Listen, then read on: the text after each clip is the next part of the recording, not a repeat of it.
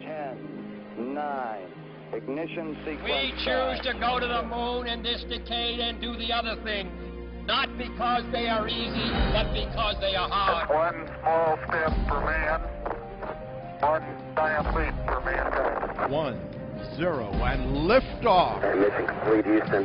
After serving the world for over 30 years, the space shuttle earned its place in history and has come to a final stop. Good day and welcome to Mission Control Houston, where a team of flight controllers is watching over all the systems aboard the International Space Station as it orbits 250 statute miles over the Himalayas on a easterly course. On board, Commander Oleg Kononenko and flight engineers Andrei Kuipers, Don Pettit, Gennady Bedalka, Sergei Revin, and Joe Akaba are working through a very busy day of activities that range from robotic operations with the small Japanese arm to preparations for some experiments on board the International Space Station and also getting ready for the departure of Kononenko, Kuipers, and Pettit coming up at the end of the week. The three crew members are getting ready to depart, and they're going through a number of different activities associated with their preparations, packing up and making sure they've got all of their personal items ready to go home with them aboard their Soyuz spacecraft. Some of the Russian cosmonauts are going through lower body negative pressure sessions to try to pull fluids back into their lower extremities, since extremities tend to pool in the midsection and in the upper portions of the body, and that is one potential countermeasure. They're also getting some extra exercise to help them get ready for the return to Earth 1 gravity after 6 months in orbit. Change of command ceremony officially is scheduled for 6:35 p.m. Central Time, coming up on this Friday, June the 29th, and that will involve the handover from Commander Kononenko to the new commander of Expedition 32, Gennady Bedalka. All the crew members will be participating in that, and we will have that live on NASA television for you.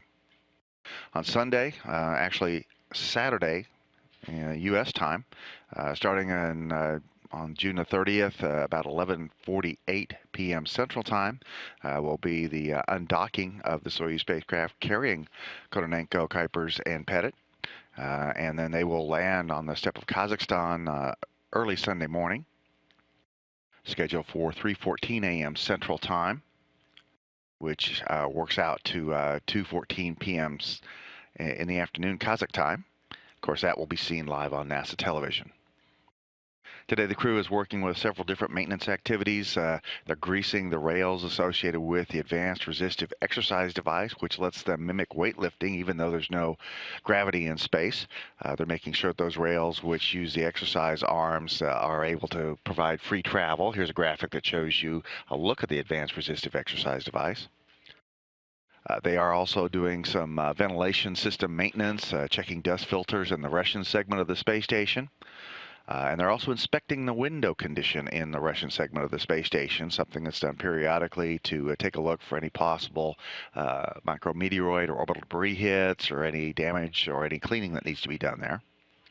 Russians are also working with an experiment that measures radiation dosages aboard the space station.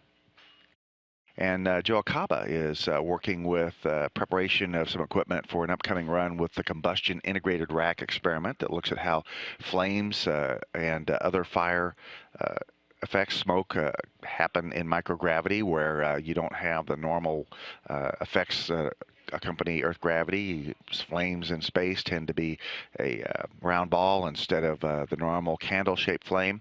And those experiments are expected to look deeply into the nature of combustion and hopefully lead to advances on the Earth related to more efficient combustion for engines, and that should save energy in the long run and also help protect against fire in space.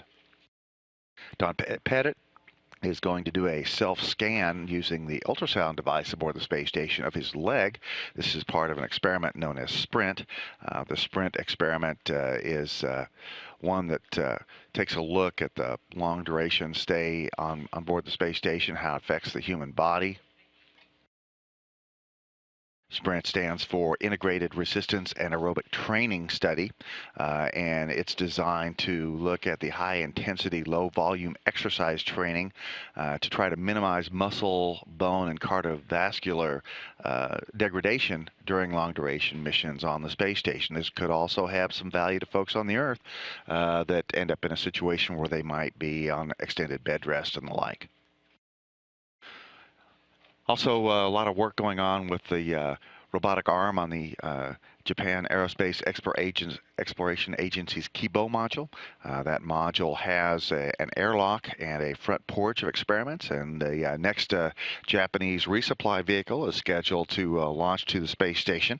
That's coming up later on in July, and it will be delivering some external cargo in what's affectionately known as the trunk of HTV-3, Kanatori 3, and the robotic arm just got a software upgrade, and the crew is testing it out to make sure it's ready to remove that cargo from the external trunk of the HTV-3 or Kanatori 3 vehicle and place it on the external experiment rack that's on the outside, also known as the front porch of the Kibo laboratory. So a very busy day on board the International Space Station.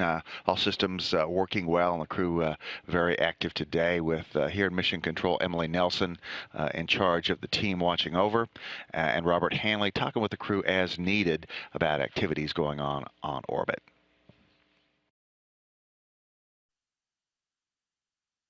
Station, this is Houston. Are you ready for the event? We are ready for the event. Destination Imagination, this is Mission Control, Houston. Please call station for a voice check. Station, this is Britt Dyer. How do you hear me? We hear you clearly. Don, what are you allowed to take with you to space, and what is the one thing that you wish that you were allowed to take?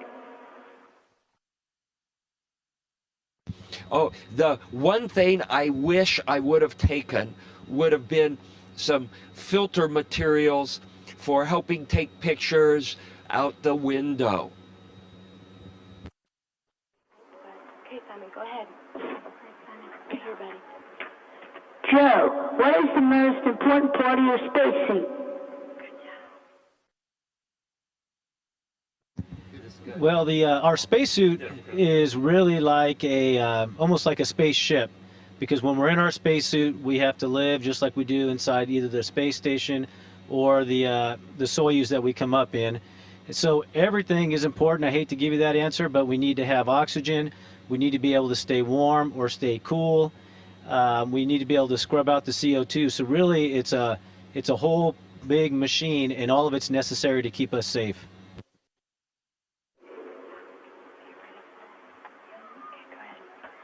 Andre, how do you do your laundry?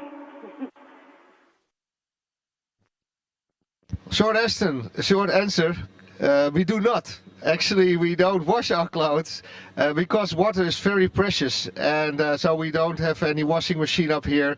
So what we do, we wear it, and yeah, if it's dirty, then we have to throw it. So this is how we do our laundry.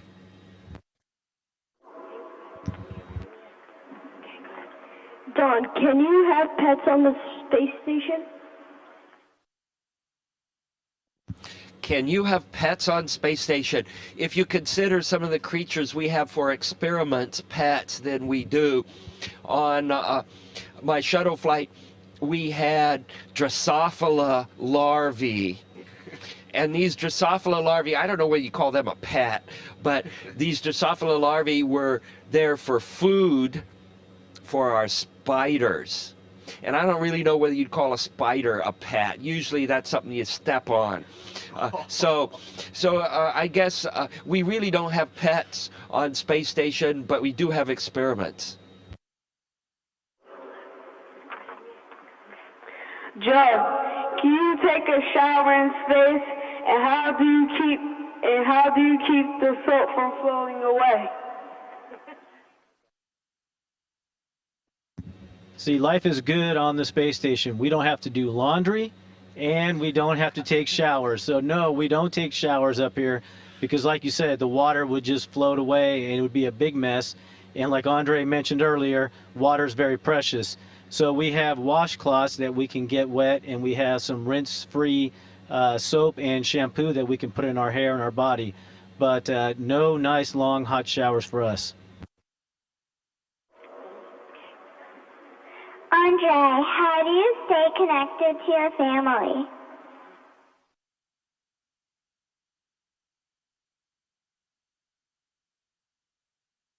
Yes, yes. That's a nice question. We have several means of contacting the family and the ground and other people and friends, and we can do this by normal telephone. We via the satellite. I can call the normal telephone network, and then I can call anybody in the world if we have contact with the satellite. And once a week we have a video connection, so I can also see my children, and that is very nice, of course.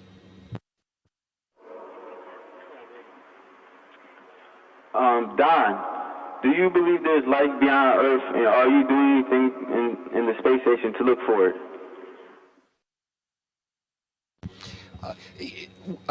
We think we've found Mars meteorites that have evidence of microbial life. So if this is true, then there is life outside of Earth, particularly in the microbial form, in the Mars strata. We're not sure about this yet, but it is an interesting scientific investigation that's going on. In terms of looking for life on space station, besides observing meteor showers, which may contain meteorites that come from Mars with fossilized bacteria, we really don't look for signs of life on space station except inside the spacecraft when I'm looking at one of my crewmates.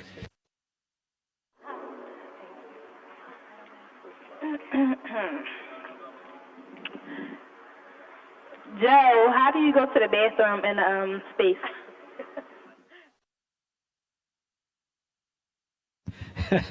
That's a good question.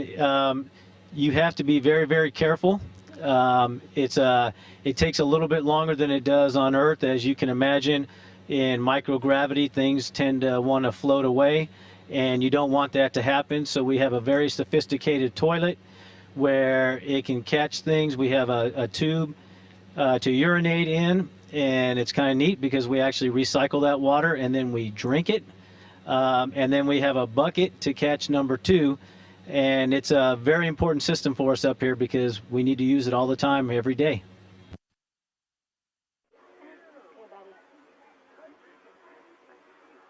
What do you do? What do you do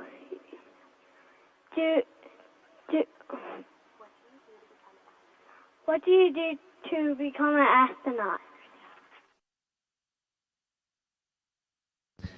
Yeah, well, there's many ways to become an astronaut, but the best way, the normal way to achieve that is to study very hard, to do your best at school, and then later on in university, and become a specialist in a certain area, in science, in technology.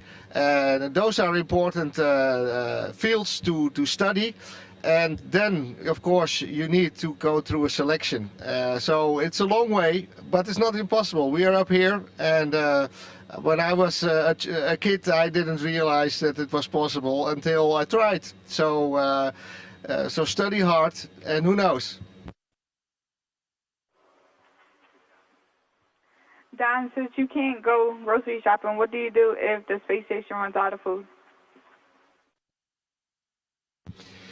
Fortunately, we've never run out of food, but we are in a frontier setting and we are dependent on wagons bringing supplies up to us, and these wagons are called spaceships.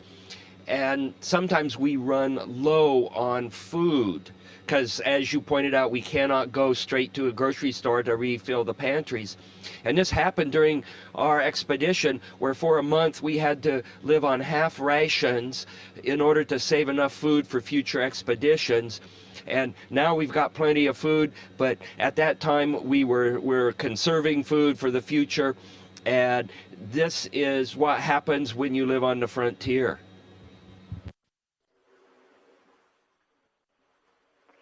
Joe, how did you get into space, and how long does it take to get there?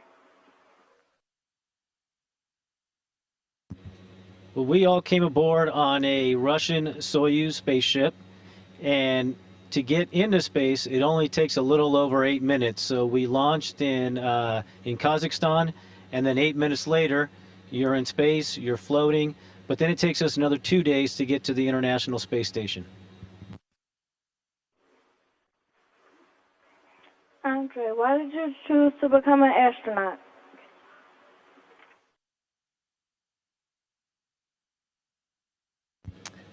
Well, it started with some science fiction books that I got from my grandmother. And I thought, well, this is interesting. Spacesuits and spacecraft, planets with aliens and things like that. Then I saw beautiful pictures and IMAX movies from the shuttle flights. And I thought, wow, this is beautiful to see the Earth from outer space. And then I also learned how useful it was. And I became a medical doctor. And then I thought, okay, this is it's exciting, three things. It's exciting, it's beautiful, and it's very useful. So that were the main reasons for me to become an astronaut.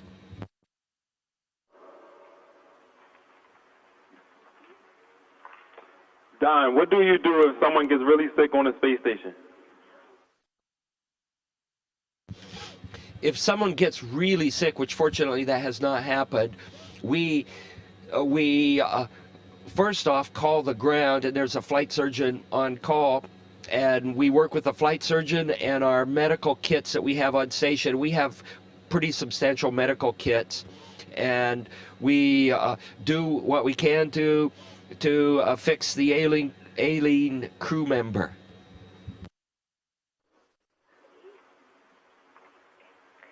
For Joe, who came up with the idea for the space station, and who decides what you do when you are up there? Well, that's a very good question. The International Space Station, like it implies, was put together by many different countries. And so I don't know if there was one individual that came up with the idea, but coming to space is very, very difficult, and it's very expensive. So it made sense for us to pool our resources together and work as one planet to build the space station. And each of the different space agencies, they look at what types of science they want to do up here. There's various review boards that look at that. So there's a long process. The scientists have to put together their experiment, and then finally they come up here, and then we're lucky enough to go ahead and implement those experiments.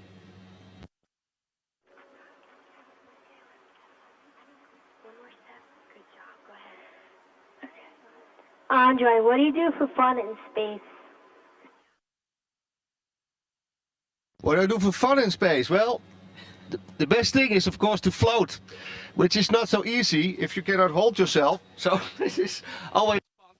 This is fun.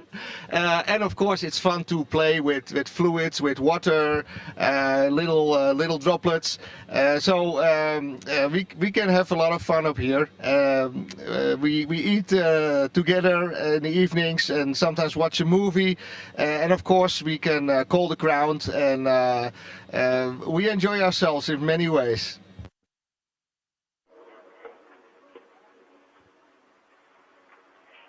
Don, what do you sleep on in space? What do we sleep on in space? Actually, we don't sleep on anything because that's a gravity, Earth-centric thought. In space, we sleep in something. We sleep in our sleeping bags, and we just float inside of our sleeping bags. And actually, our sleeping bags do two things. One, they keep us warm because you're sleeping and your metabolism's lower, and you can get chilled, just like you wear blankets when you're sleeping on a bed. And the other thing a sleeping bag does, that you're sleeping in it, it keeps you contained. It keeps you from drifting around, because you may go to sleep against a wall and wake up on the ceiling, and so it keeps you in one place. So we don't sleep on anything, we sleep in.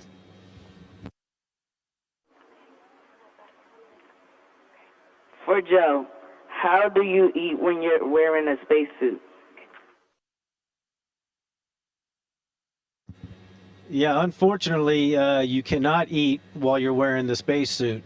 And so if you go out and you do a spacewalk, they usually last between, 6.5, 7 hours. And so for that time, you cannot eat. We do have a drink bag inside the suit, so you can drink water. And so when you get done and you get out of that spacesuit, one of the first things you want to do is go to the bathroom and eat.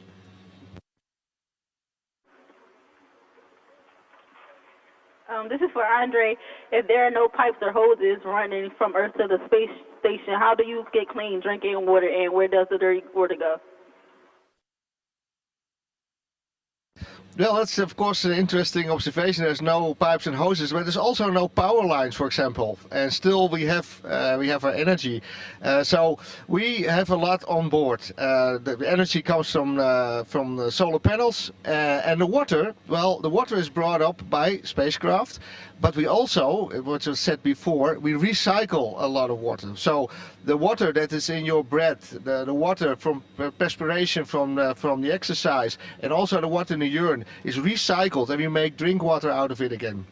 So we recycle it. Now the water is also used to make oxygen. So we split the water in hydrogen and oxygen. So we have the oxygen coming also from the water, and we recycle, and now and then we bring up some new water. That is how we do it.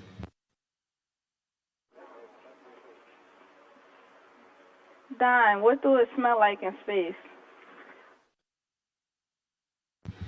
What does it smell like in space? Well, inside the spacecraft, it smells sort of like a combination of a engine room on a ship and a gymnasium, somewhere like that. But outside, said smell is atmosphere-borne sense. When you're in the vacuum of space, of course, there's no smell, at least not in the standard sense of the word. For Joe, are your thoughts and feelings different in space? That's a good question. I think my feelings are about the same. The same emotions that you have on Earth, you have here, and then your sense if you cut yourself. So all those kinds of things are the same. But your thoughts, they have to be a little bit different, because now we're in an environment without gravity that, of course, we've lived our whole lives with gravity. And so you think one way, when you set the glass down, it's going to stay there. If I want to go from one place to another, I have to walk. Where now we float from one place to another by using our hands. And if you want to set something down, you can't just let it go. You need to stick it to the wall. Otherwise, it'll float away. So a lot of those minor thoughts and things that we do every day on Earth, they are different when you get into space. Joe, Don, and Andre, on behalf of Destination Imagination and Philadelphia University, we can't thank you enough for this incredible opportunity. Thank you. It was a pleasure.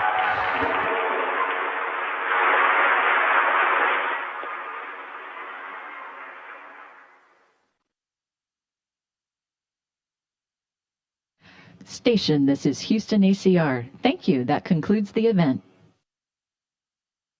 Thank you, Destination Imagination. Station, we are now resuming operational audio communications.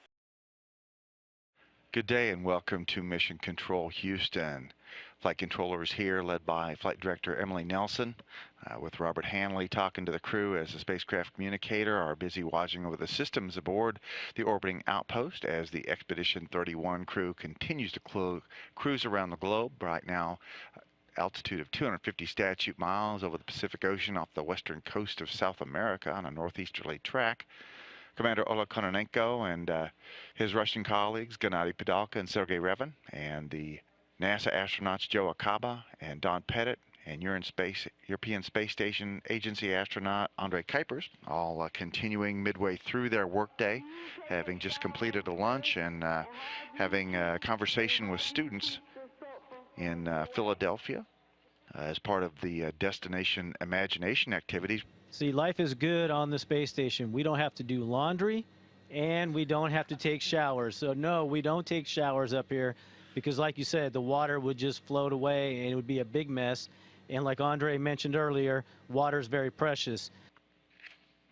Today, the crew is working with a variety of different scientific experiments and getting ready for their return home, at least for 3 of those crew members. Don Pettit today working with the miscible fluids in microgravity experiment, while he also did some power troubleshooting issues with the spheres, the synchronized position, hold, and engage and rendezvous experiment. Joe Acaba is replacing some components in the multi-user droplet combustion apparatus. That's part of the combustion integrated rack, which is used to study flames and fire and extinguishment in space. Acaba also working to do some change outs in the holding tanks and the wastewater storage tank that is used by the water recovery system. And its urine processor assembly, which is used to recycle urine into good drinking water for the space station crew. He's also been doing some work on the advanced resistive exercise device. Yesterday was a day for greasing the rails that are used to have the momentum arms travel up and down so that the crew can mimic weightlifting even when there is no gravity.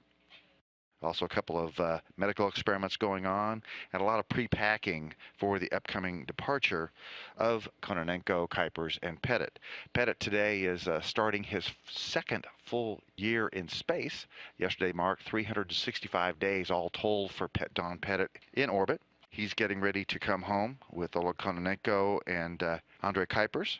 The change of command ceremony for all that is scheduled for Friday. Oleg Kononenko will hand over command to Gennady Padalka. That's scheduled to happen at 6:35 p.m. on NASA TV. And then Saturday night, very late, we'll have the undocking of the Soyuz TMA-03M spacecraft from the Rassvet module. And Kononenko, Pettit, and Kuipers on board there will undock at 11:48 p.m. Central Time, and then follow that up with a landing on the steppe of Kazakhstan at 3:14 a.m. Central Time, which works out to 2:14 p.m. Kazakhstan time. Good day and welcome to Mission Control Houston with our Expedition 31 International Space Station update of the day. Today, the Expedition 31 crew on board the International Space Station is working through a variety of different activities. 3 of the crew members getting ready to come home. The other 3 continuing with the research aboard the International Space Station. Here in Mission Control, Jerry Jason is the flight director in charge of the team today. He's working with astronaut Jack Fisher as he will be the person talking to the crew as it works through its various activities of the day. Of course, the crew is made up of Commander Oleg Kononenko and his fellow Russian colleagues Gennady Padalka and Sergei Revin, and NASA astronauts Don Pettit and Joe Acaba, and the European Space Agency astronaut Andre Kuipers from the Netherlands. Today, the crew has been working with some interesting experiment activities with the Robonaut. This is Robonaut 2, which is an on-orbit piece of equipment that's being used to test the capabilities of the humanoid robot in microgravity. Joe Acaba has been doing some setup and continuing the checkout testing of Robonaut. We can see some video here that was recorded earlier of Robonaut flexing his hands as he worked with some switches in the Destiny Laboratory module. In addition, Don Pettit today worked on cleaning some filters associated with the thermal control system inside the space station. The thermal control system is made up of a set of pipes that are filled with primarily water at different temperature levels that are used to control the temperature of the different modules. And those connect to a heat exchanger that goes to an ammonia-based system on the outside that runs through radiators, and it gets rid of the excess heat on the space station. Although it's alternately hot and cold in space, all of the electricity that's used for running computers and scientific devices, and of course put out by humans, increases heat inside the station, and so getting rid of that excess heat is an important part of the activities. Today also, the crew members that are getting ready to leave, Ola Kononenko, Andrei Kuipers, and Don Pettit, are conducting emergency drills as they get ready to depart, and they will be also doing some additional packing of their gear, getting ready to get into their Soyuz spacecraft and come home. The Soyuz is scheduled to undock on Saturday night U.S. time, Sunday morning Russia time. The three crew members are scheduled to climb into their Soyuz TMA-03M spacecraft and to depart at 11:48 p.m. Central Time. Of course, prior to that, we'll have the change of command ceremony on Friday, June 29, and that's the command change of ceremony in which Ola Kononenko will hand over the reins of Expedition 32 to Gennady Padalka. And then Gennady Padalka, Sergei Revin, and Joe Acaba will spend a couple of weeks in orbit alone until the next group of crew members arrives up to the International Space Station on their Soyuz spacecraft, scheduled for launch on July the 15th. And that'll be Yuri Malenchenko, Sonny Williams, and Akihiko Hoshide. Those folks are having a day of rest and relaxation today in Moscow. But this is some video of them as they went through some of their final training activities to get ready for their launch to the International Space Station to round out Expedition 32 and make it a full 6-person crew. All systems on board the space station continuing to work well as it orbits 250 statute miles over Indonesia on a southerly course. And this is Mission Control Houston. Laut Bauernregel bleibt uns das Wetter von heute noch 7 Wochen lang erhalten. Das hört sich nicht gut an, denn in weiten Teilen Deutschlands war es heute grau, nass und gewittrig. Aber was ist wirklich dran an der Regel? Und ist dieser Sommer wirklich ein so hoffnungsloser Fall? Conny Hannemann hat nachgefragt. Der Roggen steht zwar hoch, aber jetzt bräuchte er dringend Sonne. Kein Wunder also, dass Bauer Grapengeter aus Holstein die alte Regel fast im Schlaf aufsagen kann. Regnet es am 7-Schläfertag, regnet 7 Wochen ohne Unterlass. Sollte das stimmen, muss sich wohl die gesamte Republik auf trübe Zeiten einstellen. Das Wetter heute in Hamburg: Regen, in Köln feuchtgrau, Berlin bedeckt, München wechselhaft. Das fände ich ganz furchtbar. Am liebsten würde ich auswandern. Das macht mir gar nichts aus, weil da muss ich nicht schwitzen. Wenn man jetzt ganz negativ denkt, dann ist der Sommer vorbei ab heute. Verantwortlich für den Schlamassel ist übrigens nicht das possierliche Tier Siebenschläfer, das sich schlafend so anhört, sondern diese 7 christlichen Märtyrer, die der Legende nach knapp 200 Jahre in einer Höhle in der heutigen Türkei schliefen und deren Gedenktag der 27. Juni ist. Ihre Trefferquote beim Wetter rund 70%. Die Siebenschläferregel ist immer dann relativ verlässlich, wenn man nicht nur den einen Tag, sondern den Zeitraum Ende Juni, Anfang Juli nimmt. Und wenn dann in diesem Zeitraum auch ein markanter Wetterwechsel stattfindet, egal ob zum Schlechten oder zum Guten. Im Norden trifft die Regel allerdings seltener zu als im Süden, also hat auch Hamburg noch die Chance auf einen schönen Sommer. So, noch knapp 26 Stunden, dann geht's für unsere Nationalelf gegen die starken Italiener um den Einzug ins EM-Finale. Und natürlich zittern auch die Deutschen, die gerade in Italien Urlaub machen mit unserer Mannschaft. Aber was darf man eigentlich als Gast so tief in des Gegners Land? Wie viel Jubel ist erlaubt, wenn der Gastgeber weint?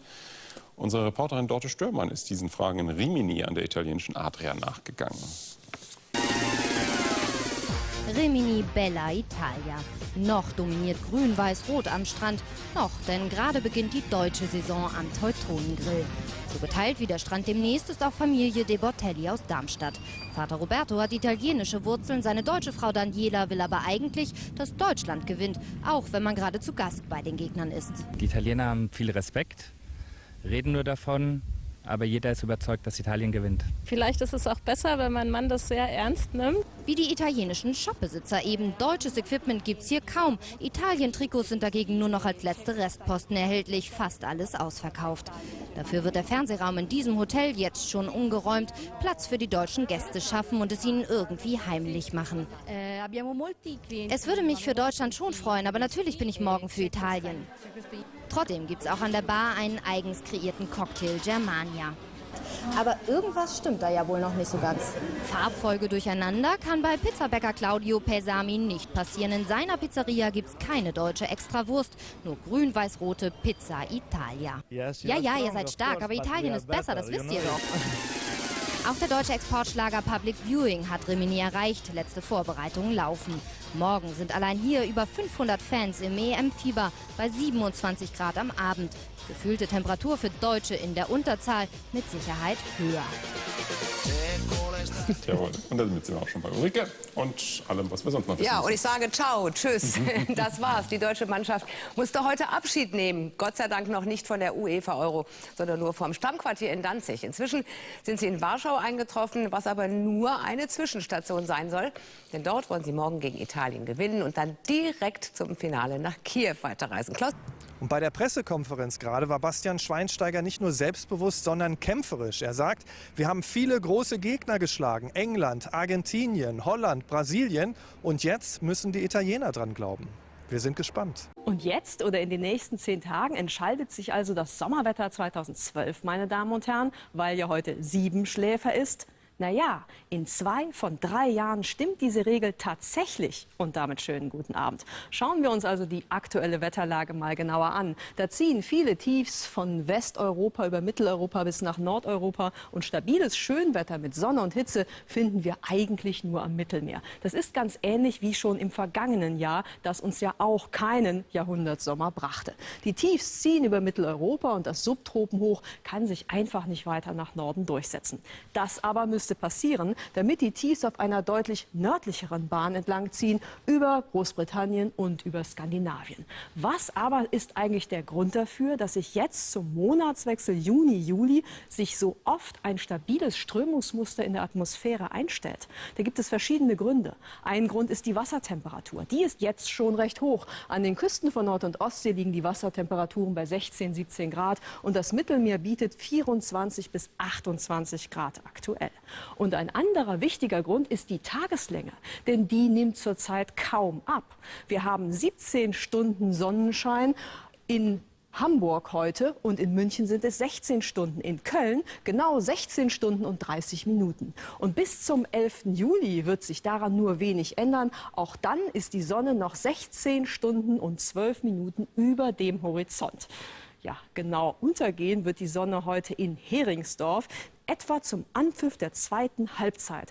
Und eine Stunde vorher, also um 20:45 Uhr, können Sie mit etwas Glück sogar noch einen letzten Sonnenstrahl entdecken. Sonst ist der Himmel über Heringsdorf auf der deutsch-polnischen Insel Usedom aber doch meist stark bewölkt. Und machen Sie sich auf etwa 13 Grad dort oben gefasst.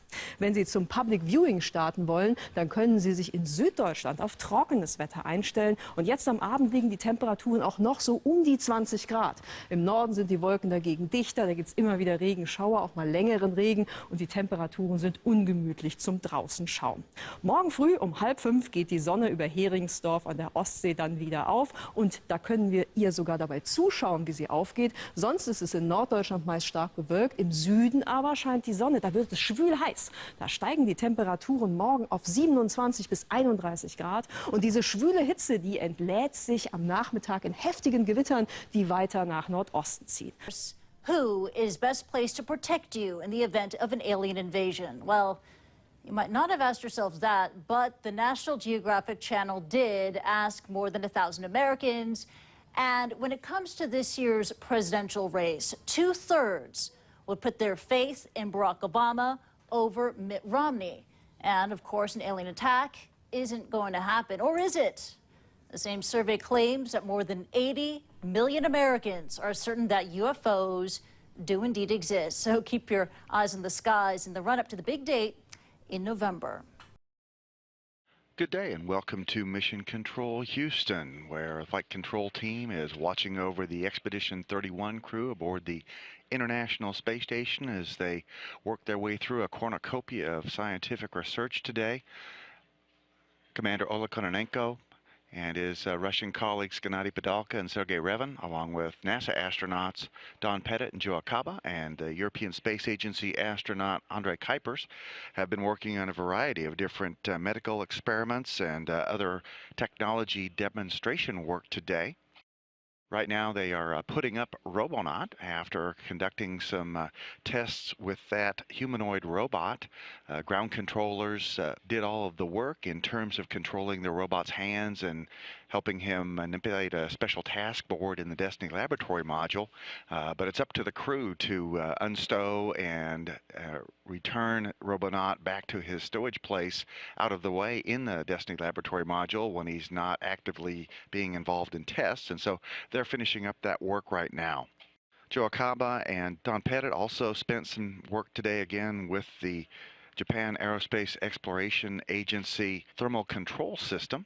They were doing some troubleshooting testing of the electrical connections that help that system keep the Kibo laboratory in good shirt sleeve conditions. They finished up the troubleshooting testing using voltmeters and multimeter testers in cooperation with the control center in Tsukuba, Japan, which is used to help maintain the activities inside the Kibo laboratory. And then they rotated the rack that's in the floor of that laboratory back into place so that it's out of the way and they can continue to do their research activities in the Kibo laboratory provided by the Japanese Space Agency. Otherwise, the crew members were getting ready to say goodbye to 3 of their crewmates. Ola Kononenko, Andrei Kuipers, and Don Pettit are scheduled to undock their Soyuz spacecraft from the International Space Station on June the 30th. That undocking is scheduled for 11:48 p.m. Central Time and will lead to a landing in Kazakhstan at 3:14 a.m. Central Time, which is 2:14 p.m. Kazakhstan time. The change of command ceremony for those activities, in which Kononenko will hand over command of the space station to Gennady Padalka, remains scheduled for 6:35 p.m. Central Time on Friday. That's tomorrow, June 29th, and we'll have live coverage of that on NASA television. Otherwise, all systems on the space station working very well. The crew did have an opportunity to shoot some photo and video of the large Colorado wildfires that are raging in the Rocky Mountains.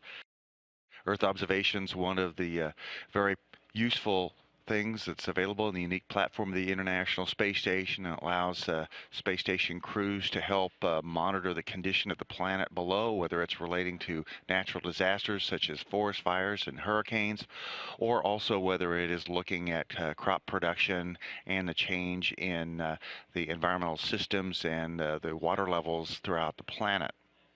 For more information about that, you can check out the Benefits for Humanity section on the International Space Station section of the NASA web portal at www.nasa.gov/station.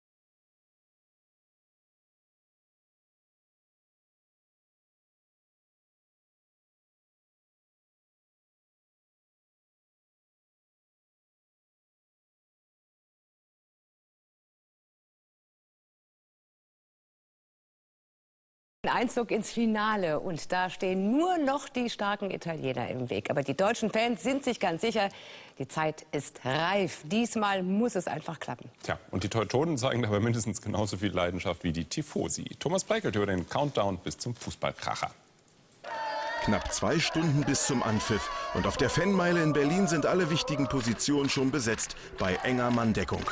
Wir stehen ungefähr seit 13 Uhr in der ersten Reihe, also seit dem Einlass ist. In ganz Deutschland, ob im Hamburger Hafen oder im bayerischen Kuhstall, ist klar, wir sind jetzt mal dran, denn den letzten Sieg gegen Italien gab es vor 12 Jahren. Diesmal gewinnen wir. Der Fluch muss endlich gebrochen werden, dass wir ständig gegen Italien verlieren. Und wir haben eine junge Mannschaft, eine sehr disziplinierte Mannschaft. Und diesmal gewinnen wir. Also ich bin der Meinung, dass Deutschland gewinnt, weil es eine junge Mannschaft ist und sie werden 2-1 spielen ohne Verlängerung. Also das ist mein fester Tipp. Ich hoffe es auch. Es gibt auch Tipps, die sind anscheinend branchenabhängig. Anna Link zum Beispiel hofft auf Nervenkitzel. Das garantiert dann höheren Bierabsatz. Deutschland wird auf jeden Fall Gewinner. Im Elfmeterschießen spätestens 5:4. Und das ist einfach eine junge, knackige Mannschaft. Und im Getränkeshop in Bottrop haben sie einen ganz guten Draht zum DFB und sogar schon in Jogi Löws Mannschaftsaufstellung geguckt. Weil Gomez mitspielt. Deswegen schlagen wir Italien. Und weil wir es verdient haben, allgemein auch. Aber es gibt sie noch, die Tifosi, auch in Deutschland. Aber klar ist, wenn sie gewinnen, dann nicht wegen spielerischer Überlegenheit. Ich glaube, Italien wird 1:0 gewinnen. Die Italiener haben die schönsten Frisuren. Und am schönsten hat der Balotelli. Und wenn er kein Torhüter schießt, dann kriegt er Glatze. Okay, das wäre dann ja schnell gemacht. Italia! Der ganze Campingplatz bei Rimini ist fest in der Hand der Azurblauen. Bis auf ein ganz kleines schwarz-rot-goldenes Fleckchen. Hier campt Familie Vosseler und jubelt heute allein für Deutschland. Ich glaube, wir waren in den letzten Jahren qualitativ nie so gut. Das allein wird nicht reichen. Aber wenn wir leidenschaftlich spielen, dann packen wir es. Und wir müssen ja nicht so hoch gewinnen. Wir wollen ja schließlich wieder in den Urlaub nach Italien fahren. Dann aber bitte als Europameister. Ja, ich würde sagen, da sind wir uns einig. Ja? Genau. Was machen wir jetzt? Wir gucken jetzt mal raus ins Land. Wir gucken nach Polen und wir gucken natürlich nach Deutschland, wo die Fans jetzt auch alle warten. Als allererstes schalten wir nach Warschau zu meinem Kollegen Carlo Schlender. Carlo, welche Mannschaft wird denn von den Rängen dort am meisten unterstützt? Und wem drücken die ausgeschiedenen Polen heute Abend die Daumen? Ja, also ich glaube, die deutsche Mannschaft, die wird sich heute hier vorkommen, als hätte sie ein Heimspiel. Das liegt zum einen daran, dass bis zu 15.000 deutsche Fans hier nach Warschau gekommen sind und im Stadion hinter mir die Mannschaft anfeuern werden. Und dem stehen nur 3.000 Italiener entgegen. Und auch die Polen haben ihre Sympathien nach dem Ausscheiden ihres eigenen Teams auf die deutsche Mannschaft übertragen. Das liegt zum einen sicherlich an den polnischstämmigen Spielern Podolski und Klose, aber auch der attraktive Fußball hat es den Polen hier angetan. Insofern vorm Anpfiff ganz klar 1:0 für Deutschland. Na fein, auf solche Tipps freuen wir uns ganz besonders. Schönen Dank, Carlo Schlender in Warschau. Und wo gucken wir jetzt hin, Ulrike? Ich würde sagen, jetzt gehen wir erstmal wieder zurück nach Deutschland. Und da sicherlich am besten zuerst auf die größte Fanmeile. Markus Heggen in Berlin. Die Euphorie, die wächst ja von Spiel zu Spiel. Und mit ihr natürlich auch der Andrang vor dem Brandenburger Tor. Müssen oder können wir uns wieder auf einen Rekord einstellen? Davon ist wohl auszugehen. Der Ansturm ist ungebrochen. Rund 500.000 Menschen sind hier erwartet auf der Fanmeile. Weil von Spiel zu Spiel immer mehr werden, sind inzwischen 2 weitere Leinwände aufgebaut worden. Sollte Deutschland ins Finale kommen, wird die Fanmeile um 200 bis 300 Meter verlängert. Und sollte Deutschland den Pokal holen, dann hoffen die Fans hier, dass die Mannschaft hierher kommt. Auf die Fanmeile nach Berlin zum Feiern am Montag. Vielen Dank, Markus Heggen. Und dann wollen wir hoffen, dass sich genau dieser Traum am Montag dann auch erfüllt. Dann werden wir natürlich auch dabei sein. Jawohl, wir sind gespannt. Also wir drücken auf jeden Fall alle Daumen, die wir haben. 4 hier im Studio mindestens. So, Minderheit liest lieber zu Hause ein Buch oder geht ins Theater. Und dann gibt es noch die Fußballfans, die gern das Spiel sehen würden, aber leider nicht können. Kai Reuker über Menschen, die das Spiel heute freiwillig oder unfreiwillig verpassen. So ein Ärger. Ganz Deutschland guckt Fußball, sie guckt böse. Rein beruflich, Mandy ist Vampir, als Erschreckerin in einem hannoverschen Gruselkabinett. Heute hat sie die Spätschicht, der reinste Horror. Nebenbei kann ich vielleicht oben im Biergarten ein bisschen rumlaufen und vielleicht ab und zu ein bisschen schummeln und gucken, wie es steht, aber viel werde ich wahrscheinlich nicht mitbekommen. Kulturprogramm statt Kicken. Die Musikerinnen von Salut Salon spielen heute Abend in Hamburg und irgendwie auch gegen den Fußball. Es wird wohl leerer als sonst. Ohne Fußballfieber geht's hier aber auch nicht. Nun stehen wir auf der Bühne, das ist auch schön. Und den Zwischenstand werden wir sicherlich in der Pause hören. Und falls es eine Verlängerung gibt, dann können wir die sogar noch sehen. Fußball-Halbfinale, da muss sogar ein Weltstar zurückstecken. Madonnas Deutschland-Konzerte waren lange ausverkauft und plötzlich sind doch wieder Karten da, im Internet sogar zu Dumpingpreisen. Viele sind heute Opfer ihrer Dienstpläne, Polizei und Feuerwehr, Ärzte und Sanitäter, der gesamte öffentliche Nah- und Fernverkehr. Und dann gibt's auch noch die wollen gar nicht. Wenn mein Mann zu Hause wäre, der ist auf Geschäftsreise, würde ich wahrscheinlich mich daneben setzen, aber ich selber muss das nicht sehen. Ich habe keine Lust, Fußball zu schauen. Wir fliegen lieber nach China heute Abend und deshalb können wir leider nicht anschauen. Und so werden wie hier am Frankfurter Flughafen einige Fans den Abend oben in der Luft und ohne Informationen verbringen. Schade, sie könnten Großes verpassen. Ja, aber wir schalten jetzt erst noch mal nach Warschau zu unserem Nationalmannschaftsreporter Klaus Jakob. Klaus, Joachim Löw wollte die Aufstellung aus Angst vor dem Maulwurf auch den Spielern erst wenige Stunden vor der Partie verraten. Wissen die eigentlich inzwischen, wer von ihnen von Beginn an auflaufen darf? Ulrike, ich glaube ja, denn es ist ja kein Kindergeburtstag, sondern ein EM-Halbfinale. Die Nationalspieler sind momentan auf dem Weg vom Hotel hierher zum Stadion. Und ich kann mir ehrlich gesagt nicht vorstellen, dass Joachim Löw jetzt zum Bordmikrofon greift und die Mannschaftsaufstellung durchgibt. Das wird er gestern getan haben, angesichts der Bedeutung dieses Spieles. Er wird in Einzelgesprächen den Jungs gesagt haben, wer spielt. Aber er wird sie auch verpflichtet haben, mal die Klappe zu halten, damit sie wieder nicht nach außen drängen. Mit uns hat heute auch kein Maulwurf gesprochen und der Bundestrainer hat uns auch wieder nicht angerufen. So vermute ich, dass Miro Klose auf jeden Fall wieder im Sturm anfängt, dass auf den beiden strittigen Außenpositionen im Mittelfeld der Lukas Podolski die Chance bekommt, weil er ja 100 Länderspiele hat, weil er nach hinten ackern kann und kein Einwechselspieler ist. Ja, und auf der rechten Position, da tippe ich auf Rakete Reus, weil er sich ja im Viertelfinale gegen Griechenland in die Herzen der Fußballfans und auch in das von Joachim Löw gespielt hat. Thomas Müller kann ja erstmal noch draußen bleiben. Aber Fakt ist, alle müssen sich noch mal steigern, eine Schippe drauflegen, damit sie sich dann letztlich auch wirklich diesen Traum erfüllen am Sonntag in Kiew. Okay, danke Klaus und tschüss nach Warschau.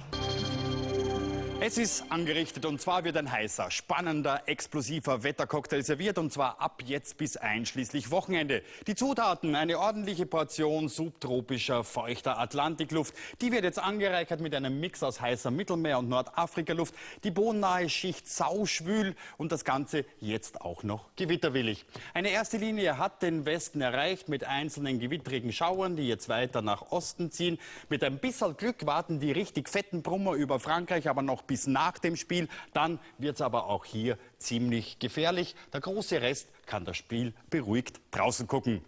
Das Himmelsbild heute typisch für das, was auf uns zukommt. Unten feuchte, diesige Luft, darüber schnell ziehende, flockige Wolken als Zeichen für die gewitterwillige Atmosphäre und für viele heute noch ein schöner Sonnenuntergang in der schwülen Suppe. Und es wird noch schwüler und heißer. Am Wochenende vor allem im Süden und Osten bei örtlich bis zu 35 Grad. Im Nordwesten rasch wieder angenehmer. An der Luftmassengrenze gibt es immer wieder heftige Gewitter.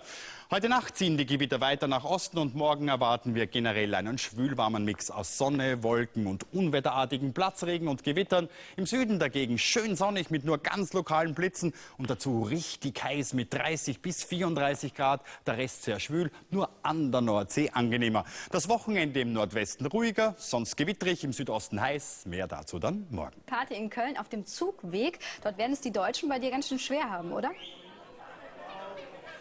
Allerdings, die Italiener, die kommen ja immer auf den letzten Drücker, deswegen ist hier noch gar nicht ganz so viel los, wie man sich das vorstellen könnte. Aber die Fernseher, die hängen zumindest schon mal und da ist im Moment Public Viewing der Aktuellen Stunde angesagt. Und vor diesem Fernseher, dem Großbild, Fernseher werden 500 Leute erwartet.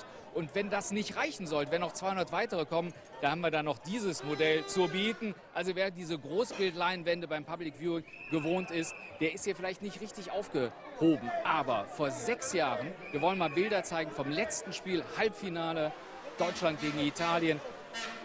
Das war die Reaktion damals auf das 1:0. Die Reaktion war übrigens so heftig, dass man gar nicht mehr mitbekommen hatte hier am Zugweg, dass nachher auch noch sogar ein zweites Tor für die Italiener gefallen ist. Ich kenne viele Leute in Köln, die sich nicht wünschen, dass sich so etwas noch einmal heute Nacht wiederholt, beziehungsweise das war übrigens ein deutscher Fan, dass die deutschen Fans heute so einen Rabatz machen. Und die dürfen das auch hier im Formula Uno, denn die Italiener sind großzügig, weil sie natürlich auch schon lange hier sind. Und das ist eine Traumbegegnung für sie, Deutschland gegen Italien.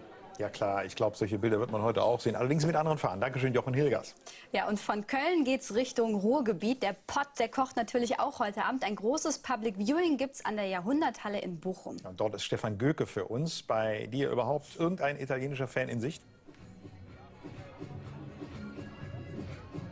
Also ich sag mal so, 13.000 passen hier rein. Es werden 13.000 Deutsche sein. 3.000, 4.000 sind auch schon da. Und es gibt einen Italiener. Sammy arbeitet nämlich hier und hat seinen Pizzastand. Sammy hat uns gesagt, wenn Italien gewinnt, dann wird er die Stücke nach dem Spiel für 2 Euro verkaufen. Wenn Deutschland gewinnt, dann bekommt er schlechte Laune. Dann kostet das Stück dann schon 5 Euro. Ansonsten aber ist alles definitiv in deutscher Hand. Wunderbar, haben sich alle zurechtgemacht, wunderbar angemalt. Bochumer, nein, wir haben Deutschlandfans aus Herne hier. Wie ist denn euer Tipp? Mein Tipp heute 2 für Deutschland. Torschützen, die Dame? Gomez und Schweinsteiger. Gomez, weil er so gut aussieht, ne? Ja, weil die Haare schön sind, ne? Gomez, danke euch. Gomez hat die Haare schön. Also blanker Optimismus hier im Westbach. Hier wird es jetzt auch minütlich voller. Am Ende werden es wohl 13.000 werden. Wir gucken ab und zu mal so zum Himmel. Aber das Wetter scheint zu halten und dann muss die schwarze Serie der Deutschen gegen Italien reißen. Bisschen schade für Sammy mit seinen Pizzastücken, aber so ist das nun mal. Dankeschön, Stefan Göke. Großartig, die sind alle schon unterwegs, schon auf dem Feld. Well, we have to disrupt you. This is an animation of the parachute deployment. When the parachute is deployed, that means it has already passed the blackout area. This is an animation. This is a real image.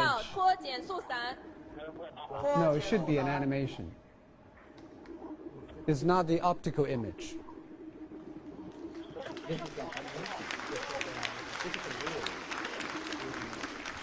But this should be the real image of the spacecraft. So the main chute is successfully open. 神舟9号，我是北京。通报飞船工况及身体感觉情况。 So they're asking about their health conditions.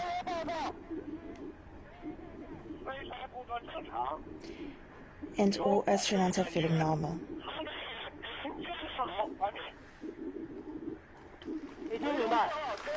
And Beijing copied that. "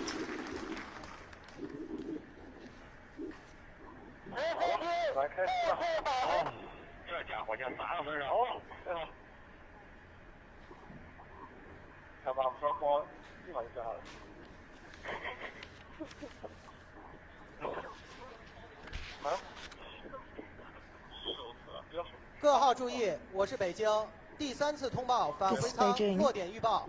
And it's the third time projecting the designated landing 落点 area. 经度111.284度，落点纬度42.283度，落点纬度42.283度。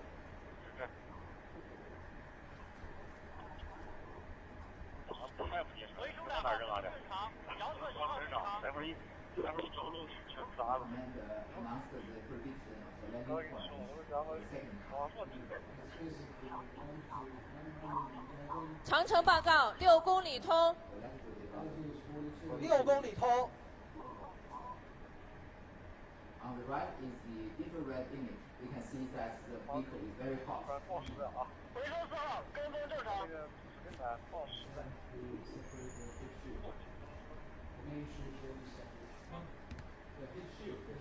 On the bottom.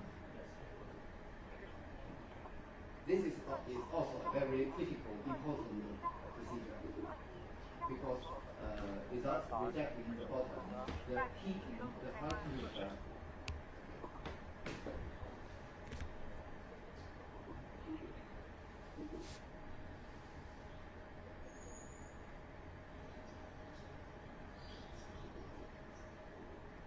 This is the infrared image of Shenzhou 9 spacecraft. It is carried by the main chute. We just seen the heat shield has come off 长程报告，炮 from 防 the 热带体。 spacecraft. This is an infrared image of Shenzhou carried by the parachute. According to the initial report, the chute is working well. It is descending to the ground as scheduled. 长程报告，座椅提升，指令发出。 And the Great Wall report says they've given the direction to take over the manual control seat, and the main parachute is working well. It looks like it will probably land at the original land site. 神舟信号报告，座椅提升，手控指令发出，座椅提升，航天员感觉良好，完毕。 And the astronauts are still feeling very good.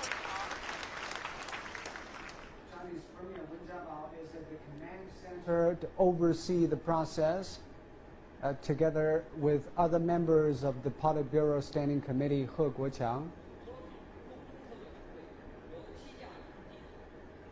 Zhou Yongkang. 要做改革的计划吗？上来了，上来了。 And some other central government officials, as well as those from the civilian side and the military side. They are at the control and command center to witness the landing of Shenzhou 9. 按照原定的计划来完成的。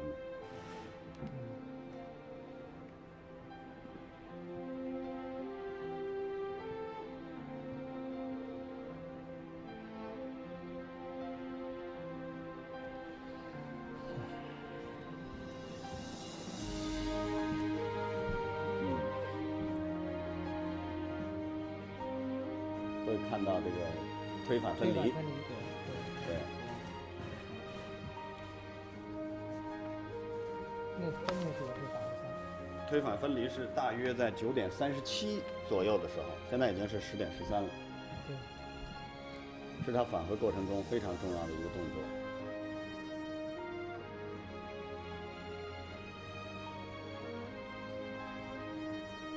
对。对反位箱调整姿态。 专业化配平拱角，配平拱角，对，但其实就是为了保证它有个更好的姿态。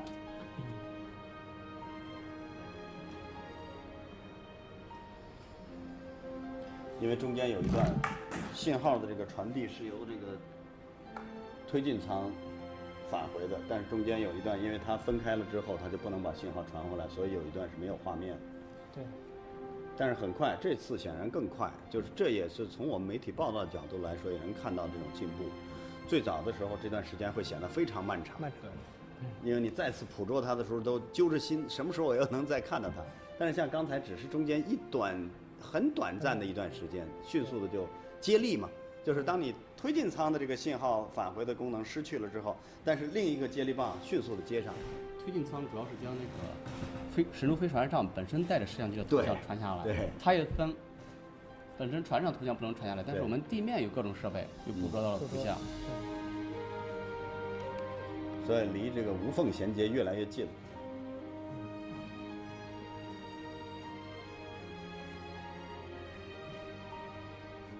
这次伞开的还是很顺利。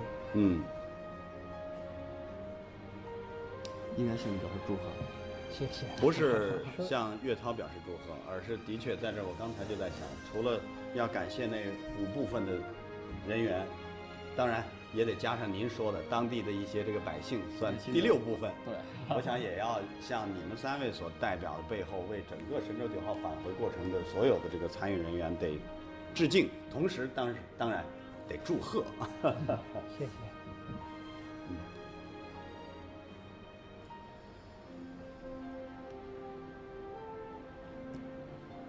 这是最开心的时刻。对。300多个小时啊。现在我们看到车，整个车都进来了，也都进来了。因为这就是刚才我们的专家也谈到了，降落的这个地点，它不是一个特别平的一个地方。对。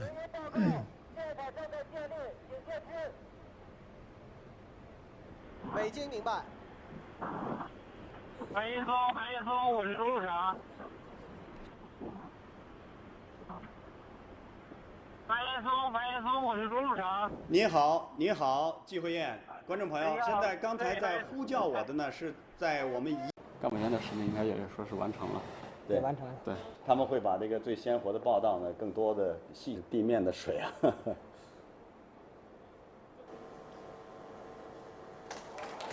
你看，已经是美丽的妆容了。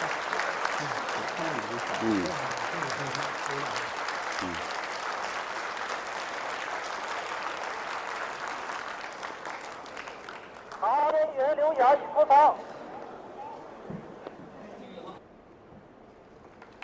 也许明天的报纸上就能。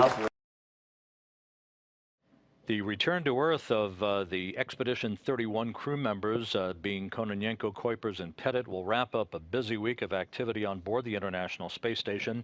On Monday, the week began with the checkout of the Japanese Kibo module's remote manipulator system, the Kibo robot arm, as Joe Akaba worked inside the Kibo module to test out all of the systems on the what is known as the GEM RMS that exists outside of the Kibo module.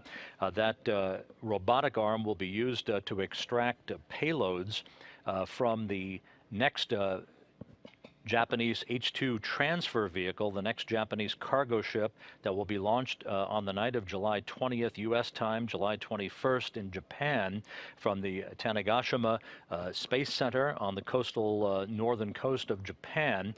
That H-2 rocket will lift the HTV-3 or the Kanatori-3 spacecraft to the International Space Station, where it will be grappled by Akaba using the space station's Canadarm2, the robotic arm, for installation on the nadir or Earth-facing port of the Harmony module on July 27th.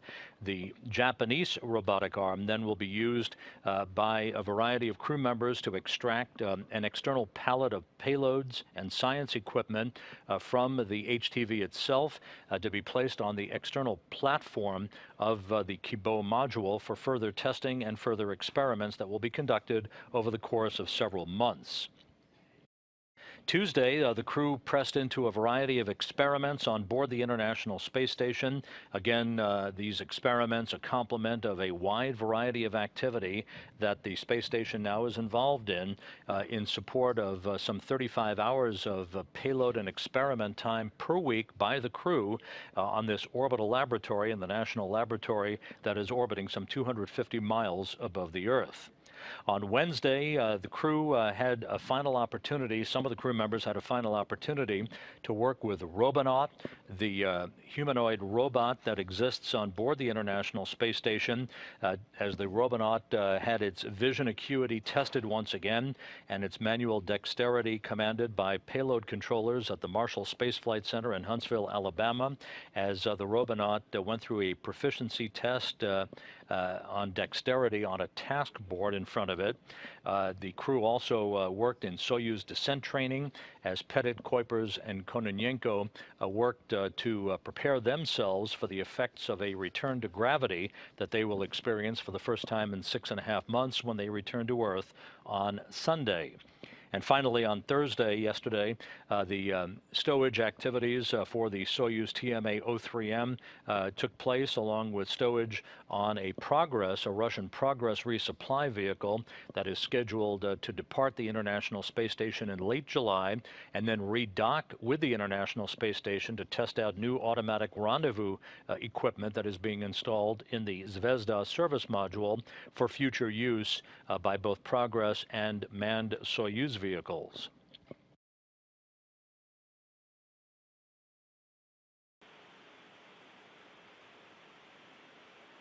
Houston Station on 2. We're set up in the JPM for the ceremony if you folks are ready to follow along. Don, we are looking at 6 happy astronauts down here in the control center. We are ready for your ceremony. Okay.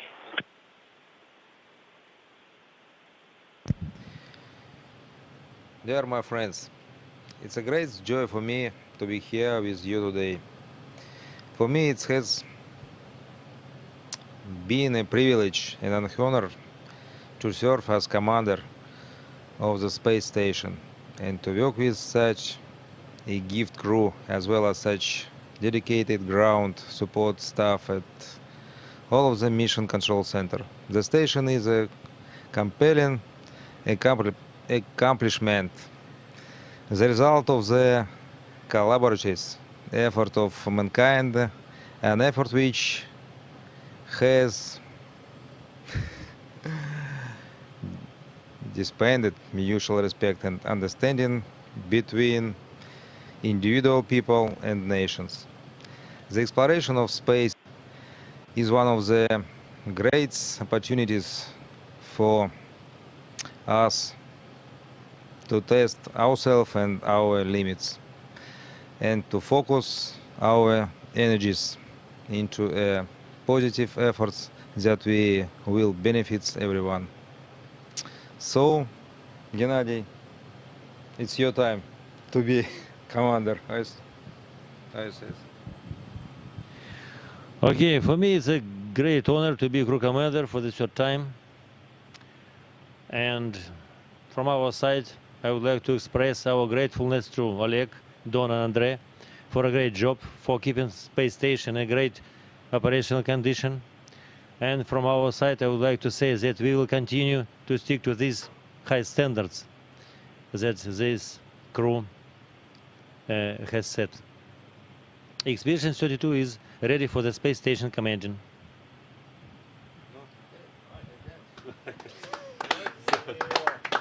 That's it.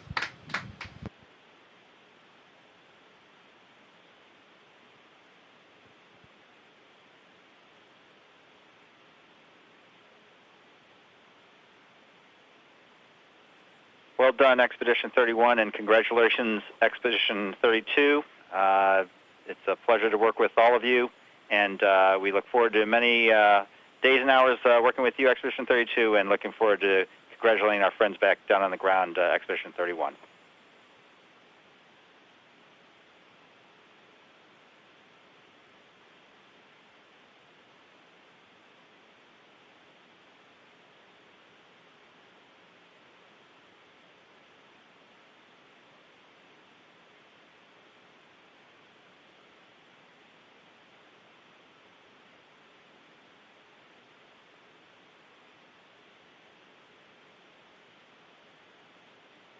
Confirm. The hatch is open. The pressure in S. This is Mission Control Houston on board the Soyuz TMA-03M spacecraft, the homecoming crew that is in the early stages of preparing to depart the International Space Station. Oleg Kononenko, Don Pettit, and Andrei Kuipers are in the initial phases of checking out pressure. Here is the farewells that just took place a short time ago. Wait for the pressure to stabilize, and we'll close out the leak checks of the transport. Давай, my guy! Давай. До свидания. Давай. До свидания. Счастливо. Спасибо, ребята, за все. Спасибо. Было очень приятно работать. Пока. All right, see you. See you guys in September. Right. Давай. Еще. Все. Bye. See you. See you guys. See you.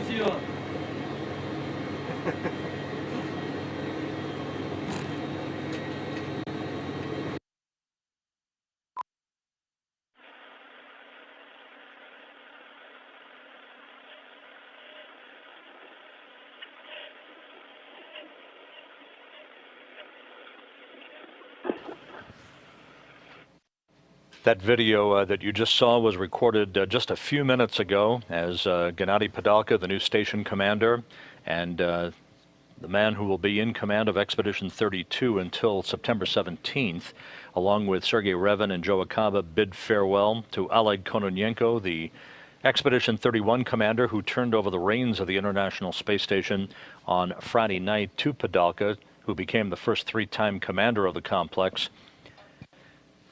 Kononenko, Andrei Kuipers of the European Space Agency, and Don Pettit of NASA then made their way, and here is the hatch closing video.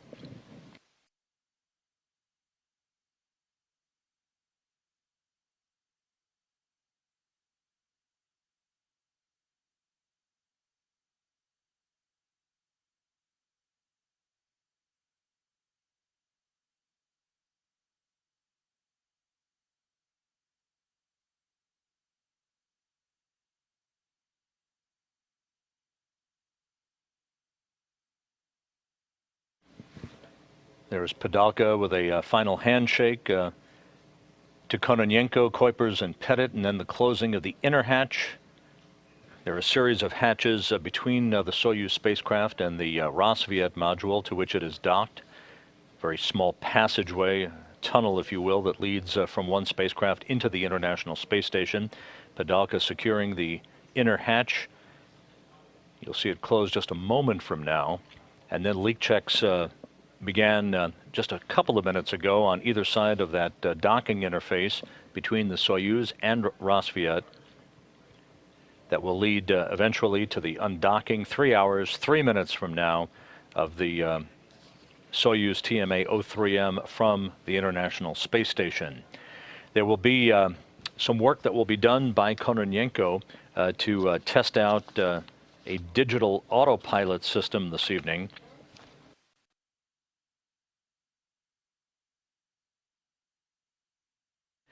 The undocking at 11:48 p.m. Central Time will be the standard undocking scenario where the hooks holding the two spacecraft together firmly in a hard mate will open up. Springs on either side of the docking interface will push off against one another, and that will enable the Soyuz to begin to back away from the International Space Station. The International Space Station currently flying 250 miles over China in an orbit inclined 51.6 degrees to either side of the equator. Now we have physical separation. We have physical separation. Undocking confirmed at 11:47 and 50 seconds p.m. Central Time. So 1, 2. We see the docking interface that's clean. How copy? Inaudible. Copy. 20 meters, 3 clear. Okay, thank you, Don. Don Pettit speaking in Russian to Russian flight controllers, relaying parameters and Soyuz systems status. Once again, the Soyuz spacecraft undocking. The TMA-03M flying free from the International Space Station, undocking occurring at 11:47 and 50 seconds p.m. Central Time, as the Soyuz and the International Space Station flew 250 miles over China. The Soyuz is currently in a station-keeping maneuver for this digital autopilot test that Kononenko is providing for the Russian flight control team and the engineers on the ground at the Russian Mission Control Center outside of Moscow. Now you can see the roll maneuver that is being executed by Kononenko. This in preparation for a second and final separation burn that will begin the ability of the Soyuz vehicle to drift away from the station for the last time. The Soyuz TMA-03M phasing away from the International Space Station. In the descent module, the center section, Oleg Kononenko, the Soyuz commander, flying under the call sign of Antares, which was also the name of the lunar module that landed on the moon on Apollo 14 in February of 1971 with Alan Shepard and Edgar Mitchell on board.